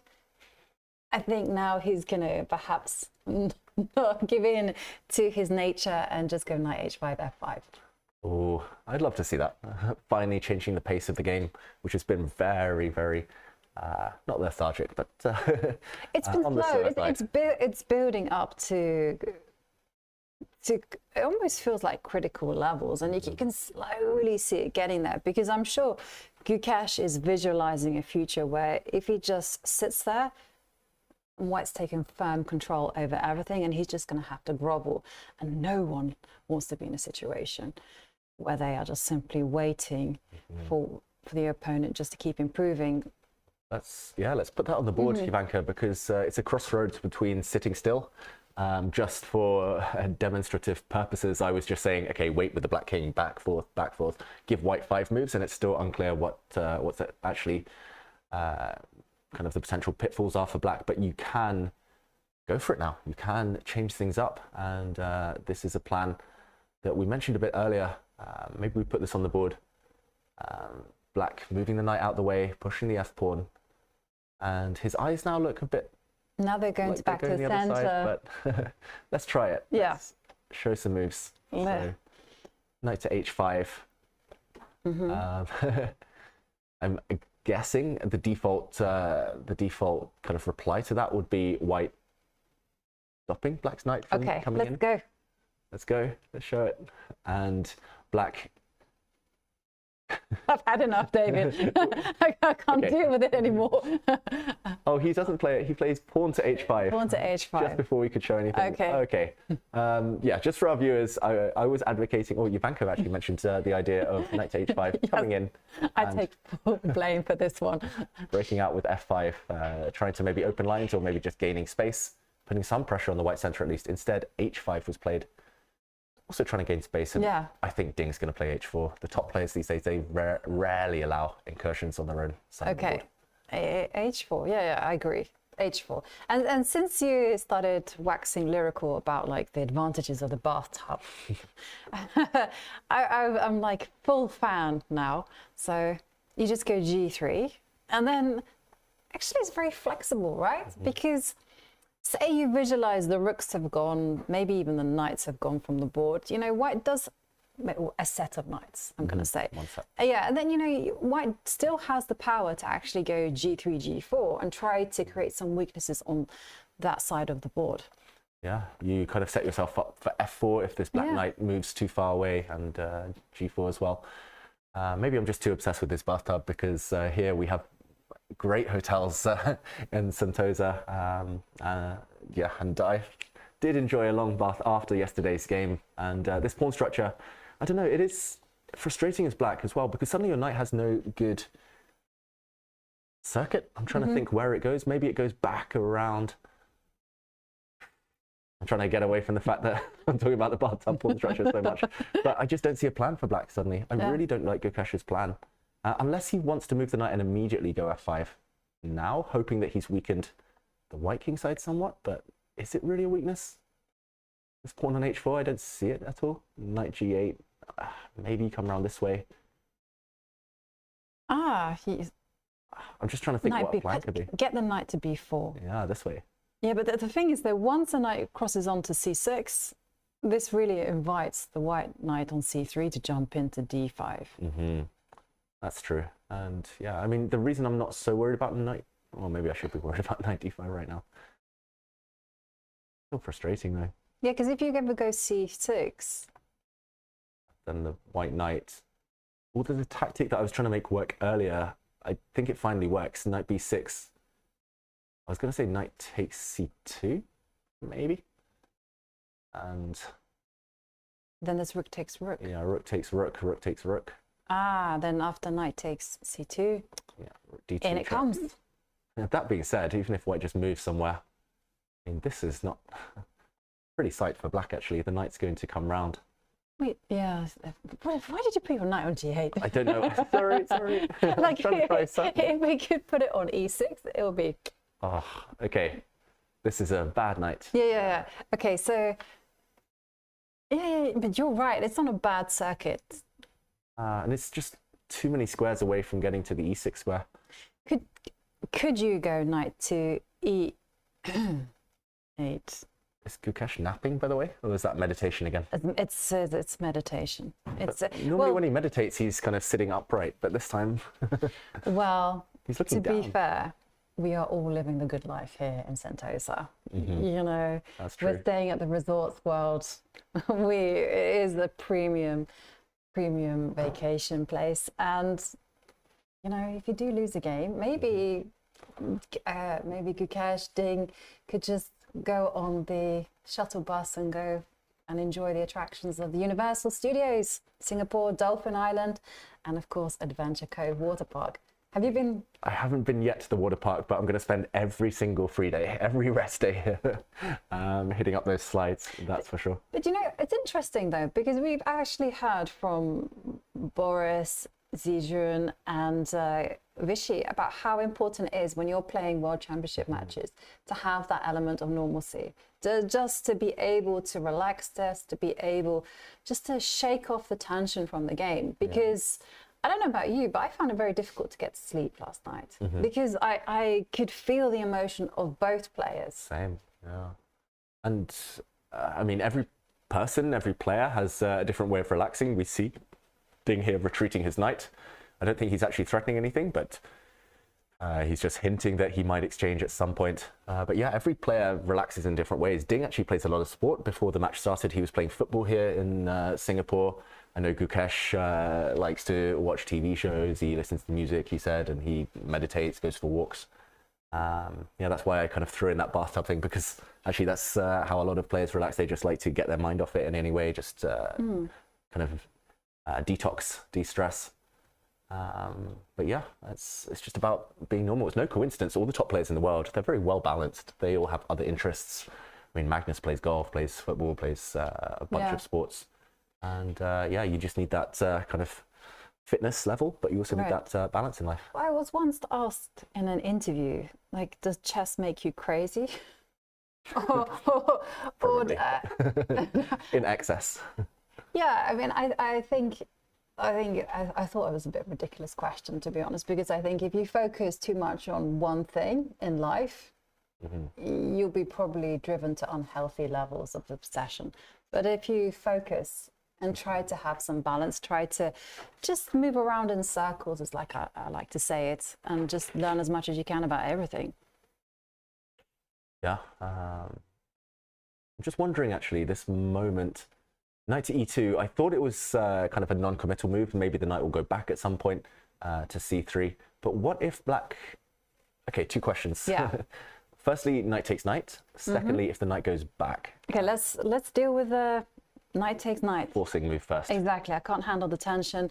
Let's get everything off the board. Okay, so knight takes knight. Is white recapturing here, or is white trading one set of rooks? Because you have to trade either 1 or 2 right now. Take the knight. Take the knight. Okay, Yeah. but I'm worried if all the rooks come off the board, white isn't left with enough ammunition. And even if black were to just, I don't know, sit, knight d7. Okay, knight to d3. Defending these pawns.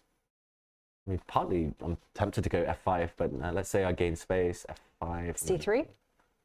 c3. I'm coming. Okay. b4. b4, it's too late. Okay, I'll take.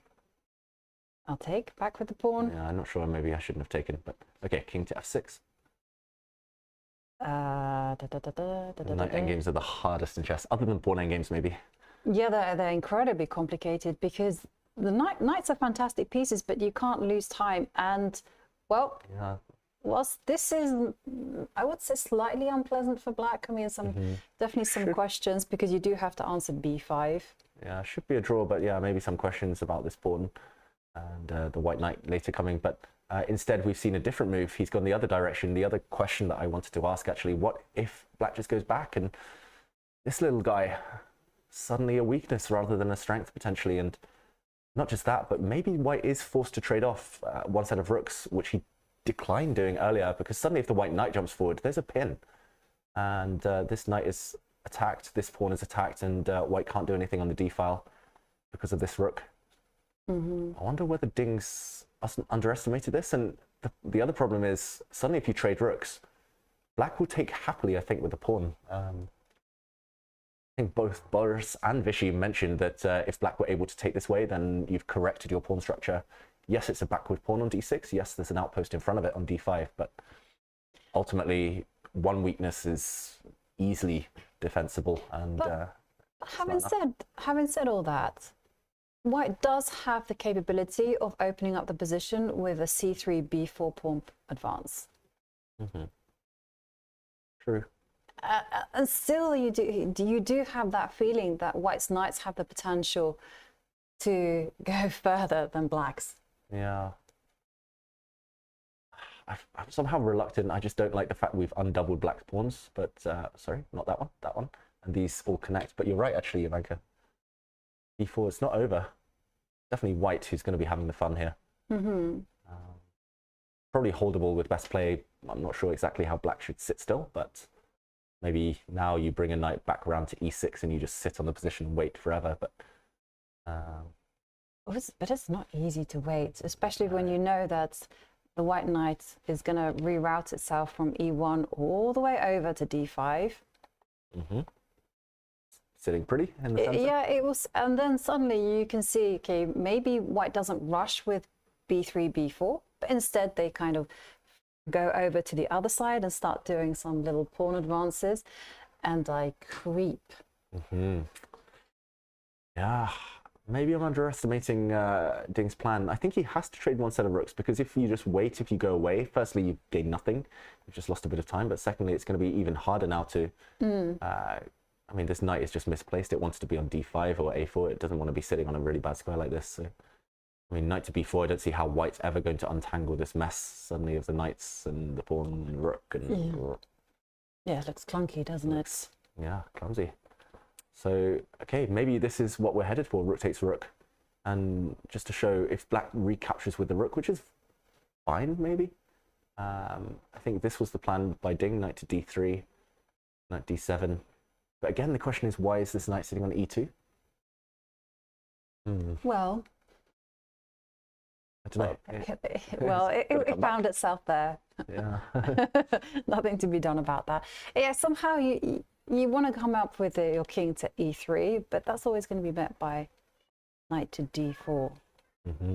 Also, king e3 might be met by your f5 idea as well. Black gains space. Yeah, positionally, with one set of rooks off the board, it just feels like Ding's lost time. I mean, I think he panicked slightly, actually, I've got to say, with his knight e2 move, because if we think about how he spent the last few moves, what was it? Just to scroll back on move 14, a while ago at least, Ding brought his rook from d1 to c1, then 6 moves later he brings it back to d1, and only then will he swap it off. He could have swapped it off 6 moves ago and pretty much gained or saved 2 tempi in the process. Yeah. So, yeah, Gukesh, I think, is going to be much more confident this little transition. Yeah. Although it's not over. Rook takes d6, I think he has to try, and that plan you mentioned. Yeah, that's the plan that appealed to me. I didn't really see too much else other than just putting a knight on d5 in some way or other, and then just slowly taking control. But no, knight c3. Now, it's intriguing because the players are actually not allowed to offer a draw.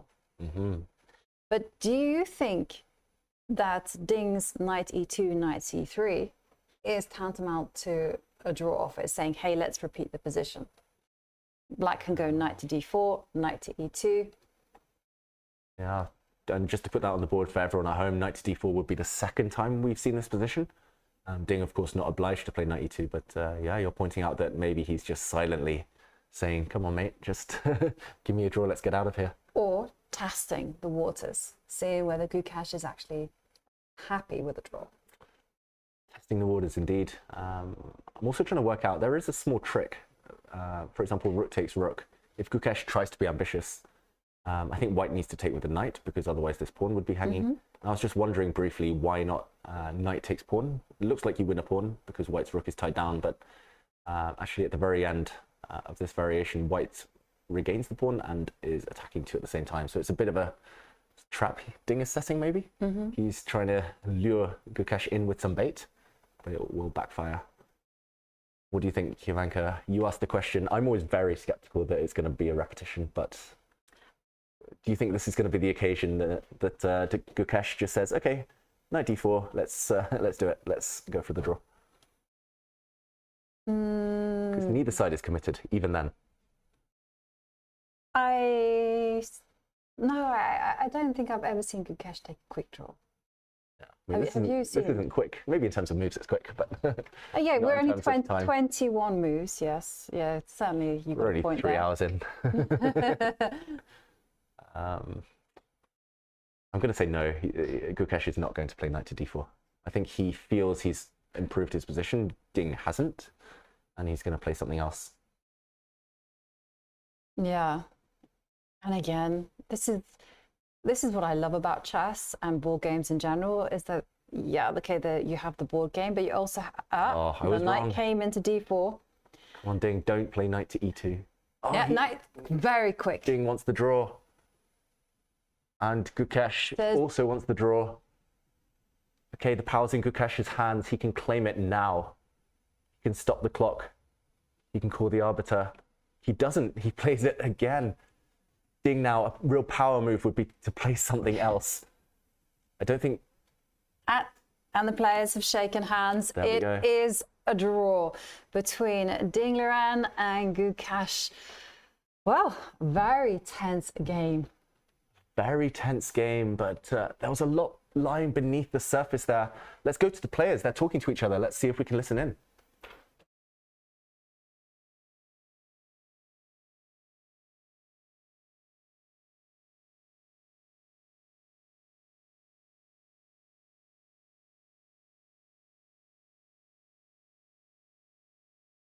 It's nice to see them discussing the game. Yesterday was very intense. We saw Ding Liren win. Gukesh didn't want to analyze, but now we see them discussing some ideas, maybe talking about where either side could have improved, Jovanka. Yeah, certainly.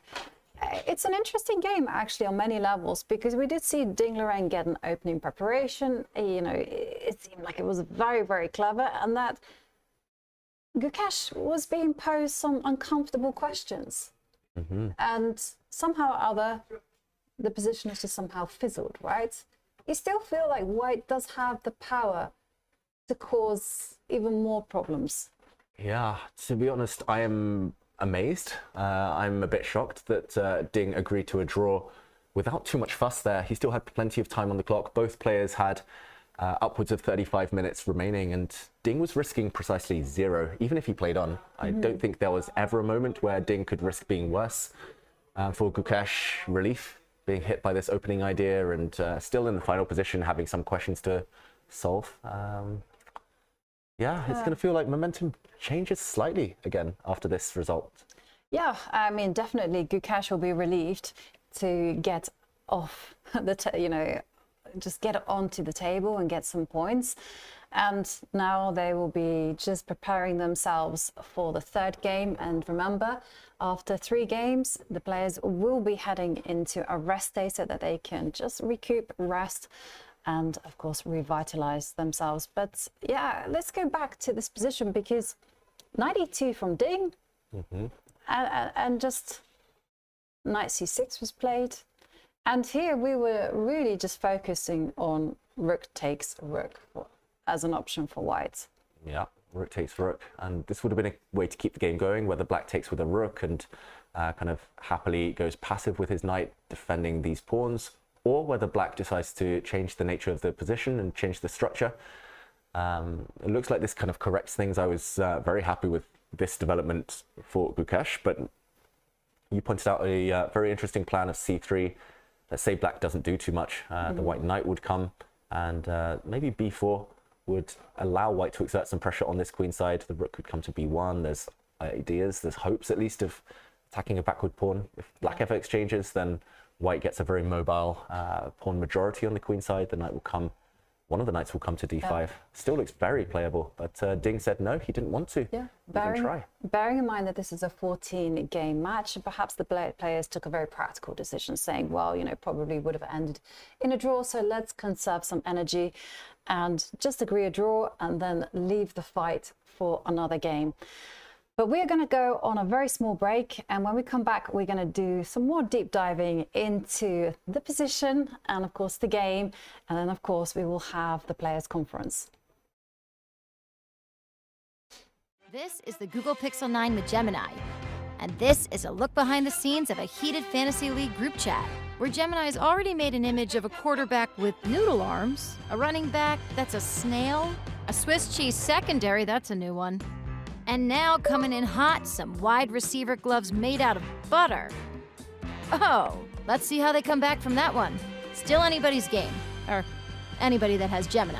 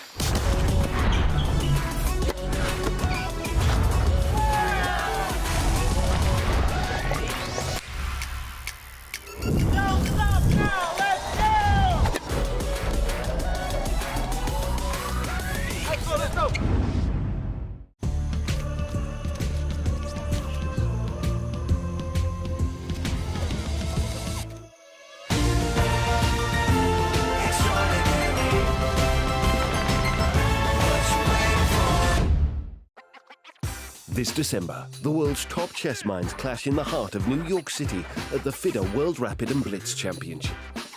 Witness world #1 Magnus Carlsen and other stars from across the globe. Rapid and Blitz, chess in its most thrilling form, unpredictable and unforgettable. Fast moves, tactics and blunders, and moments that will keep you on the edge of your seat. Witness the pinnacle of chess excitement. Get your tickets now at worldrapidandblitz.fide.com.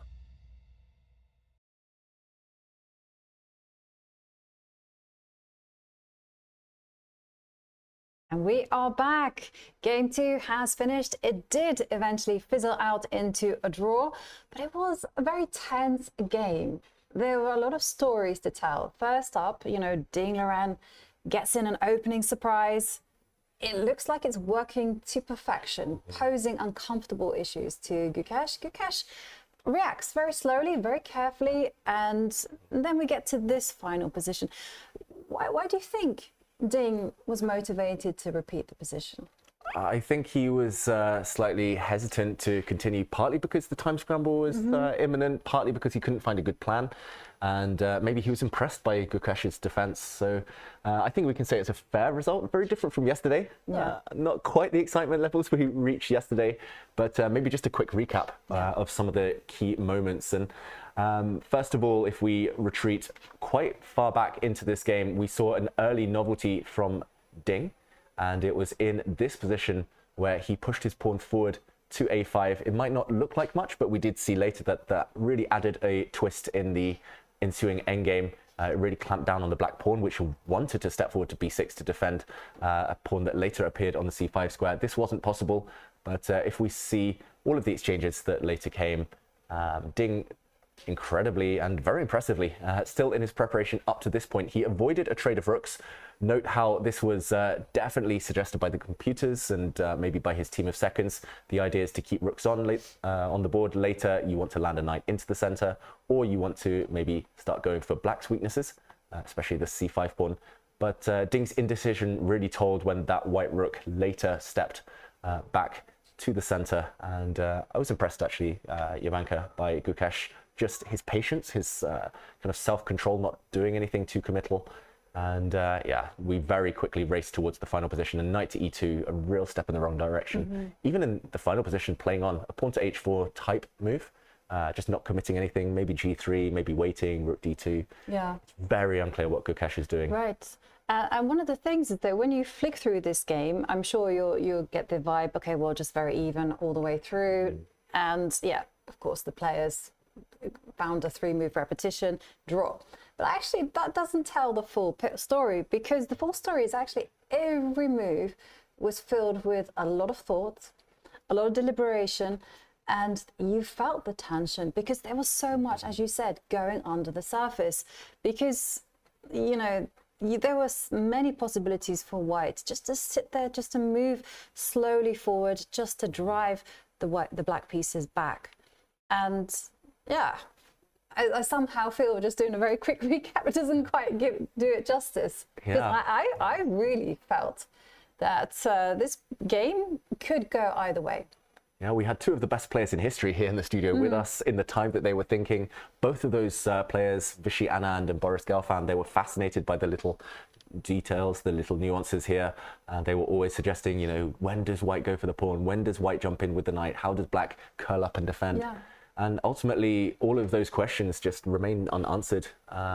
It's very mysterious, I've got to say. Ding chose this opening, and this is like the dream type of position. I described in our break to you, Jovanka, this is like my ultimate fantasy, getting a position where you've got no risk at all of losing. You can play for 100 moves, but ultimately, maybe he just wanted to conserve energy, and that's viable too. He knows himself best, and he decided this was a practical decision. Right, I mean, that's very important that we always consider the bigger picture. This is an intense marathon of 14 games, and you can just make a practical assessment that the position is maybe slightly favorable for white, but ultimately Gukesh has proven himself to understand what this position requires. I was very impressed by the fact that Gukesh, he resisted the urge to take active operations. And that was something that I know that I was gunning for, and I couldn't bear the tension, I just really wanted to break. But he fought that off, and instead, decided to centralize his pieces and wait and see. And Ding said, well, okay, maybe this is the correct strategy, so let's just conserve energy. Tomorrow, Ding will be playing with the black pieces. Gukesh will certainly be coming at him one way or another, and that requires a lot of energy there. Yeah, we should also mention that Ding, he's beaten Gukesh every single classical game where he's had black. So he's going to be feeling confident tomorrow anyway. He's won 3 games against Gukesh with the black pieces. He's never beaten him with the white pieces. So maybe he just felt, you know, white pieces, just hold. That's good enough. And here we see their head-to-head.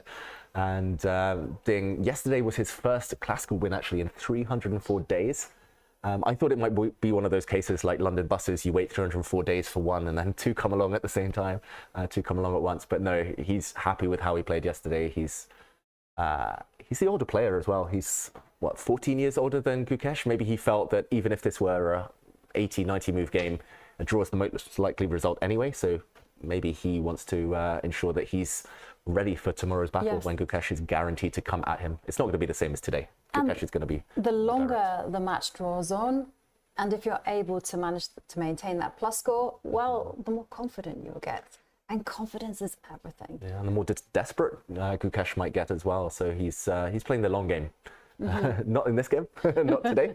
He's playing the long game in terms of the match. Yeah, I certainly believe so, and I am definitely looking forward to seeing what Gukesh will bring to the table tomorrow.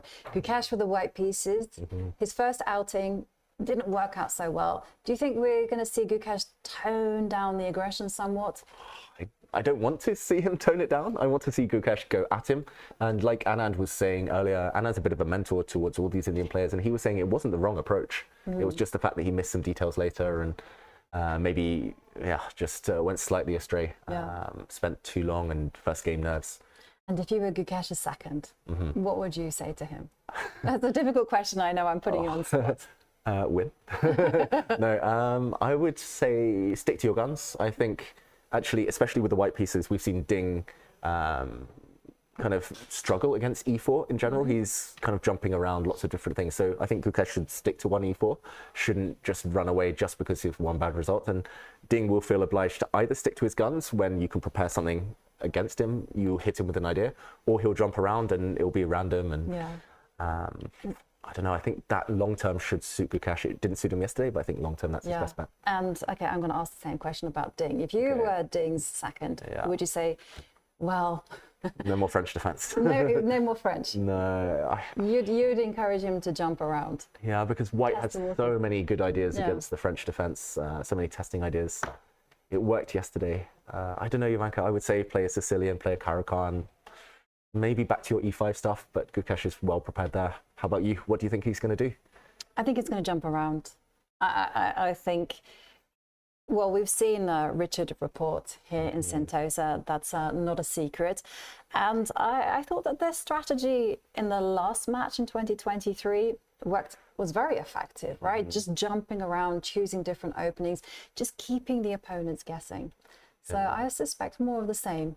It's fun for us as well, and I think it's a good practical idea. We've been talking a lot about technology. We talked about AlphaZero today. Preparation is so deep that you've got to be a moving target. And let's go to the players with the press conference. That's it from us. Let's hear from the players.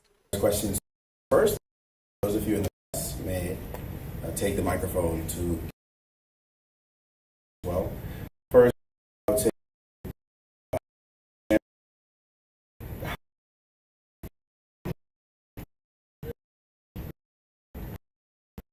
So much help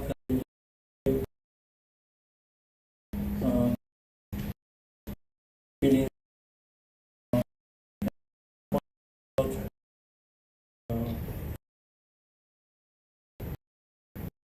and in the middle game I'm not sure if my it might be inaccurate.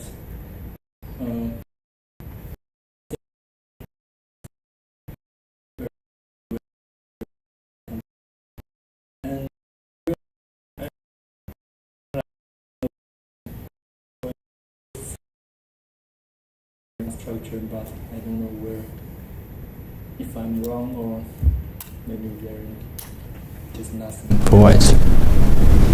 And Gukesh, were you surprised by the way the opening went in terms of him choosing to play this kind of formation? I mean, it was not a huge surprise. It's one of the topical lines recently, and yeah, I was just trying to recollect what I had seen, and I think I got a fairly comfortable position. I mean, it was always white always has a very, very slight edge, but if black is careful, which I was, I don't think it's serious. Continuing that vein, the result, are you satisfied with the result for today? Yeah, I mean, draw with black in a World Championship matches is always nice, and it's too early, so we still have a long match ahead. Today, going into today, the strategy, did you want to push for a win, make it 2-0, maybe a knockout blow early, or play very carefully? Well, my basic idea is to play carefully, and I'm completely fine with the draw. And yes, yeah, I'm happy with the final result. I may get something out of the opening because I remember after B3 we checked until B3, and my second said it's 0-2 according to computer, already 1-0. And I only made the draw. So maybe I had some chance at some point, I don't know. All right, I will open the floor to the press. Anyone has any questions?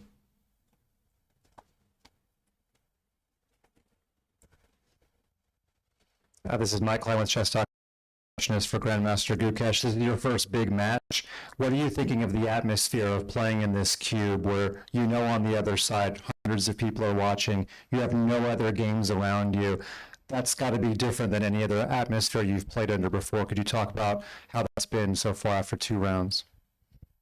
I think this may be the first time maybe I actually played another match, but it's one of the rare occasions where the only game happening is it's like mine, and I don't have any other game to see. But okay, it doesn't really matter. Yeah, I mean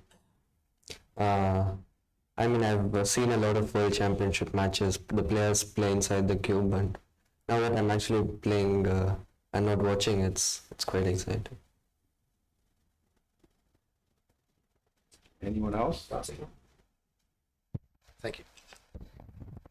I have 2 or 3 questions. Sorry. Please line up behind him. I have a couple of questions, but Maurice went before. So I want to ask you, Gukesh, in the commentary booth, Vishy said that you winning this match would be huge for Indian chess. I was wondering, how are you able to cope with this extra pressure of representing such a big nation? Yeah, I mean, there's obviously some pressure. For anyone playing in a World Championship, there's a lot of pressure. But I also see it as a privilege that I can represent so many people in my country. And yeah, it would be a very nice achievement, obviously, if I win the match. And yeah, I'm just focusing on one game at a time, and hopefully things go my way. Another question from FIDE social media by Archit Cycle. How much of a difference does it make psychologically to have the white or black pieces for you both?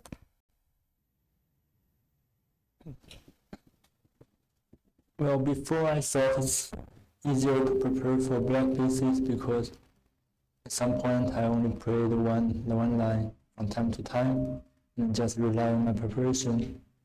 But sometimes here, for example, in the first game, I played something new in the opening, and of course, it requires a lot of memory.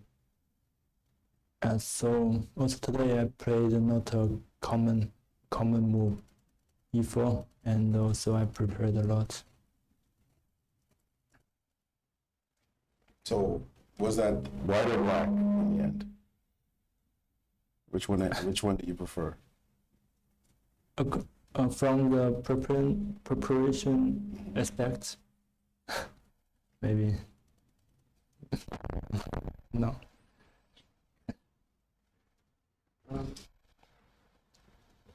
I think, I've played a lot of games with both colors, and obviously in the World Championship it's a bit different. You need some kind of approach, but I see it as a normal game with both colors. Obviously, white always has the slight edge, but yeah, it's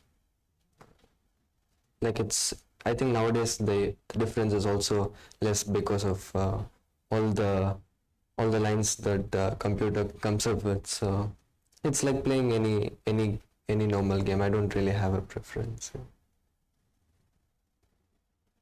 Next question. One more for Grandmaster Gukesh, if I may. After the loss yesterday, you talked in the opening press conference about how much Grandmaster Gajewski means to you, second only to your parents. Did you guys dwell on what you could have done better in Game 1, or did you guys get right into Game 2? And what did he say to you to help you mentally overcome what happened in 1-1? I mean, we all knew that like things can happen. Losing is just a part of the game, so it was not a shock. We were prepared, and yeah, we are just sticking to the plan. And obviously, Gayu, I mean, he's not only helping me with chess, but also helping me get ready mentally, and just to keep my well-being. And yeah, he said a few things which helped me recover quickly, and then we were on to today. So yeah, I mean, yeah, hopefully we'll today was a good day, and hopefully we'll have many more good days coming. I'm from the organization. I have a few Chinese questions for Ding Liren. First of all, 可以简单说一下今天对局的情况。今天这盘棋对我走了平时不太常用的E4，但是我有备而来。然后开局阶段 A5是一步新招，也给了他一些意外吧。然后我也得到了一个想要的局面，就根据我的助手，这个局面白方还是有一些发展的空间的。但是我觉得，从我看来，可能 GFC1 不太 GDC 不太精确，可能应该有 GE， 这是我临场比较后悔的地方。走完之后，我不知道电脑怎么判断，我是觉得这个局面我已经没有什么优势了，所以我接下去就是在尽可能的，寻找一些反击的机会吧。你刚才说对局当中心情还是有起伏的，大概是什么时候？就是我觉得我没有走出G1，我有点沮丧。好，那最后一个问题，昨天赢了棋，晚上有没有激动的睡不着觉？对，我昨天凌晨3点才睡着，然后我觉得可能不是因为赢棋的兴奋，而是咖啡的作用。好，谢谢。Hello, Abhinav Suresh from US Chess. I have a question for both players. Ding, you took a fairly long amount of time to play rook d to c1, and Gukesh took a fairly long time to respond. It felt like a counterintuitive move to put a rook behind the c2 pawn.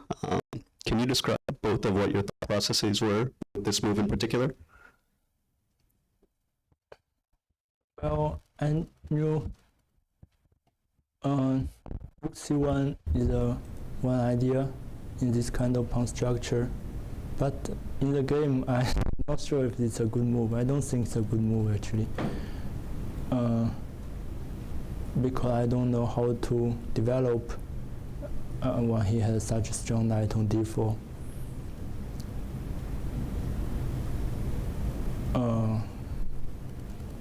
Yeah, so I moved back the rook to d1. That means maybe I'm not happy with rook c1.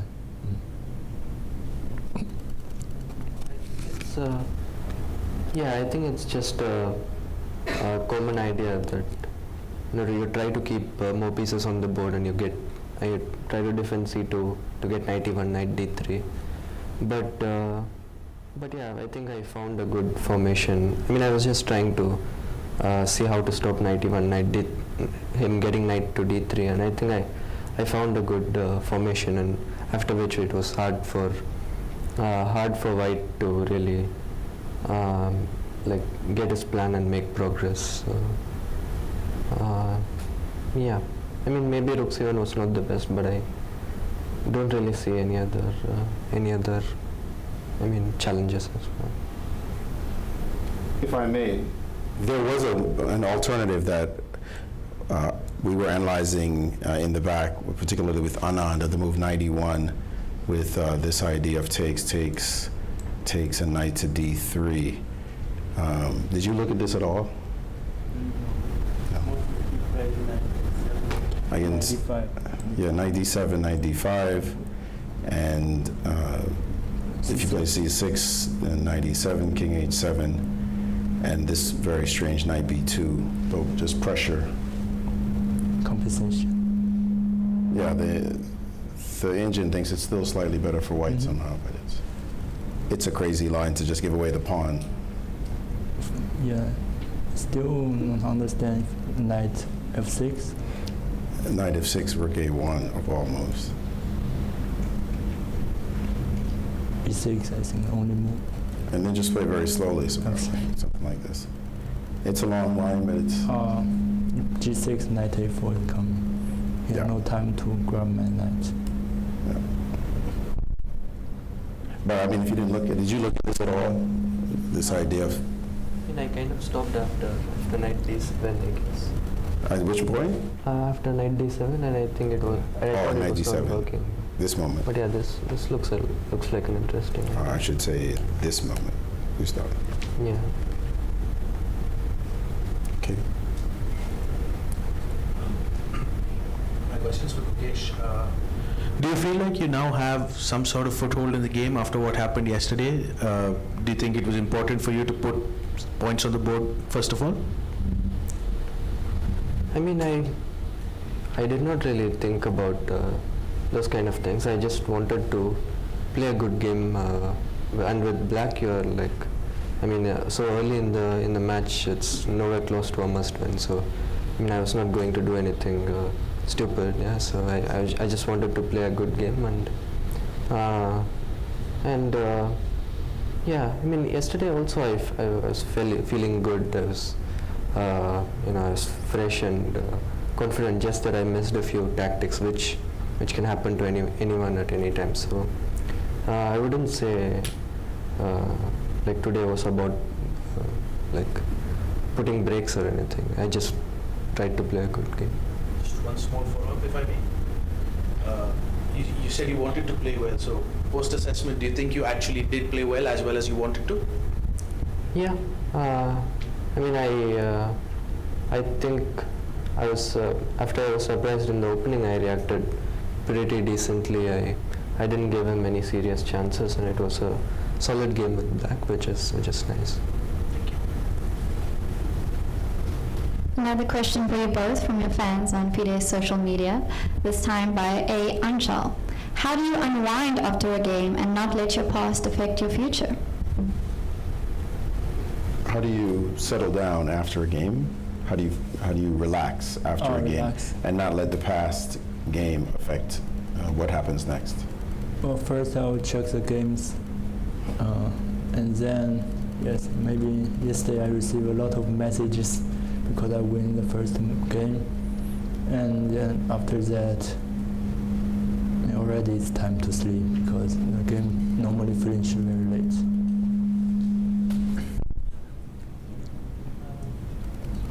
Yeah, I mean, I maybe discuss the game a bit, and then yeah, I mean, it's normal. Like I eat dinner, I sleep, I think about the next game. So yeah, nothing huge really. I'll ask one last question. What is your expectation for tomorrow, if you've thought about it at all? Well, I think it will be a big fight because he he's a point down and he had white pieces, so I'm ready for fight. You got the white pieces tomorrow. What can we expect? I I will just try to play a good game because after all, the only thing you can do to try and win is to play good games. Wise words. Well, thank you so much. Thank you. This is the end of the post-game press conference. Tomorrow will be game 3. It starts at 5 p.m. local time. See you then and have a good night.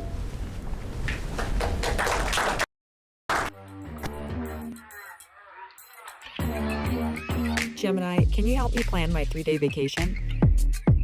Generate a photo of a muscly capybara.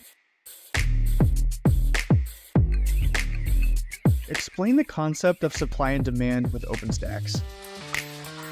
Hi Gemini, quiz me on the rise of industrialization. Can you help me find an email? Yeah, I can help with that.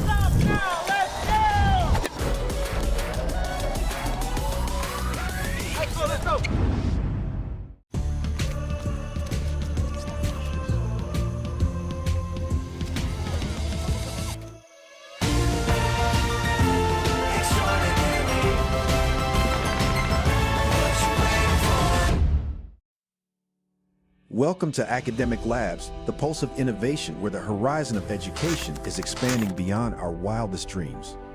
We are the architects at the intersection of transformative technologies, fusing the power of adaptive AI, the solidity of blockchain technology, and the versatility of non-fungible tokens, or NFTs, to weave an unparalleled learning paradigm.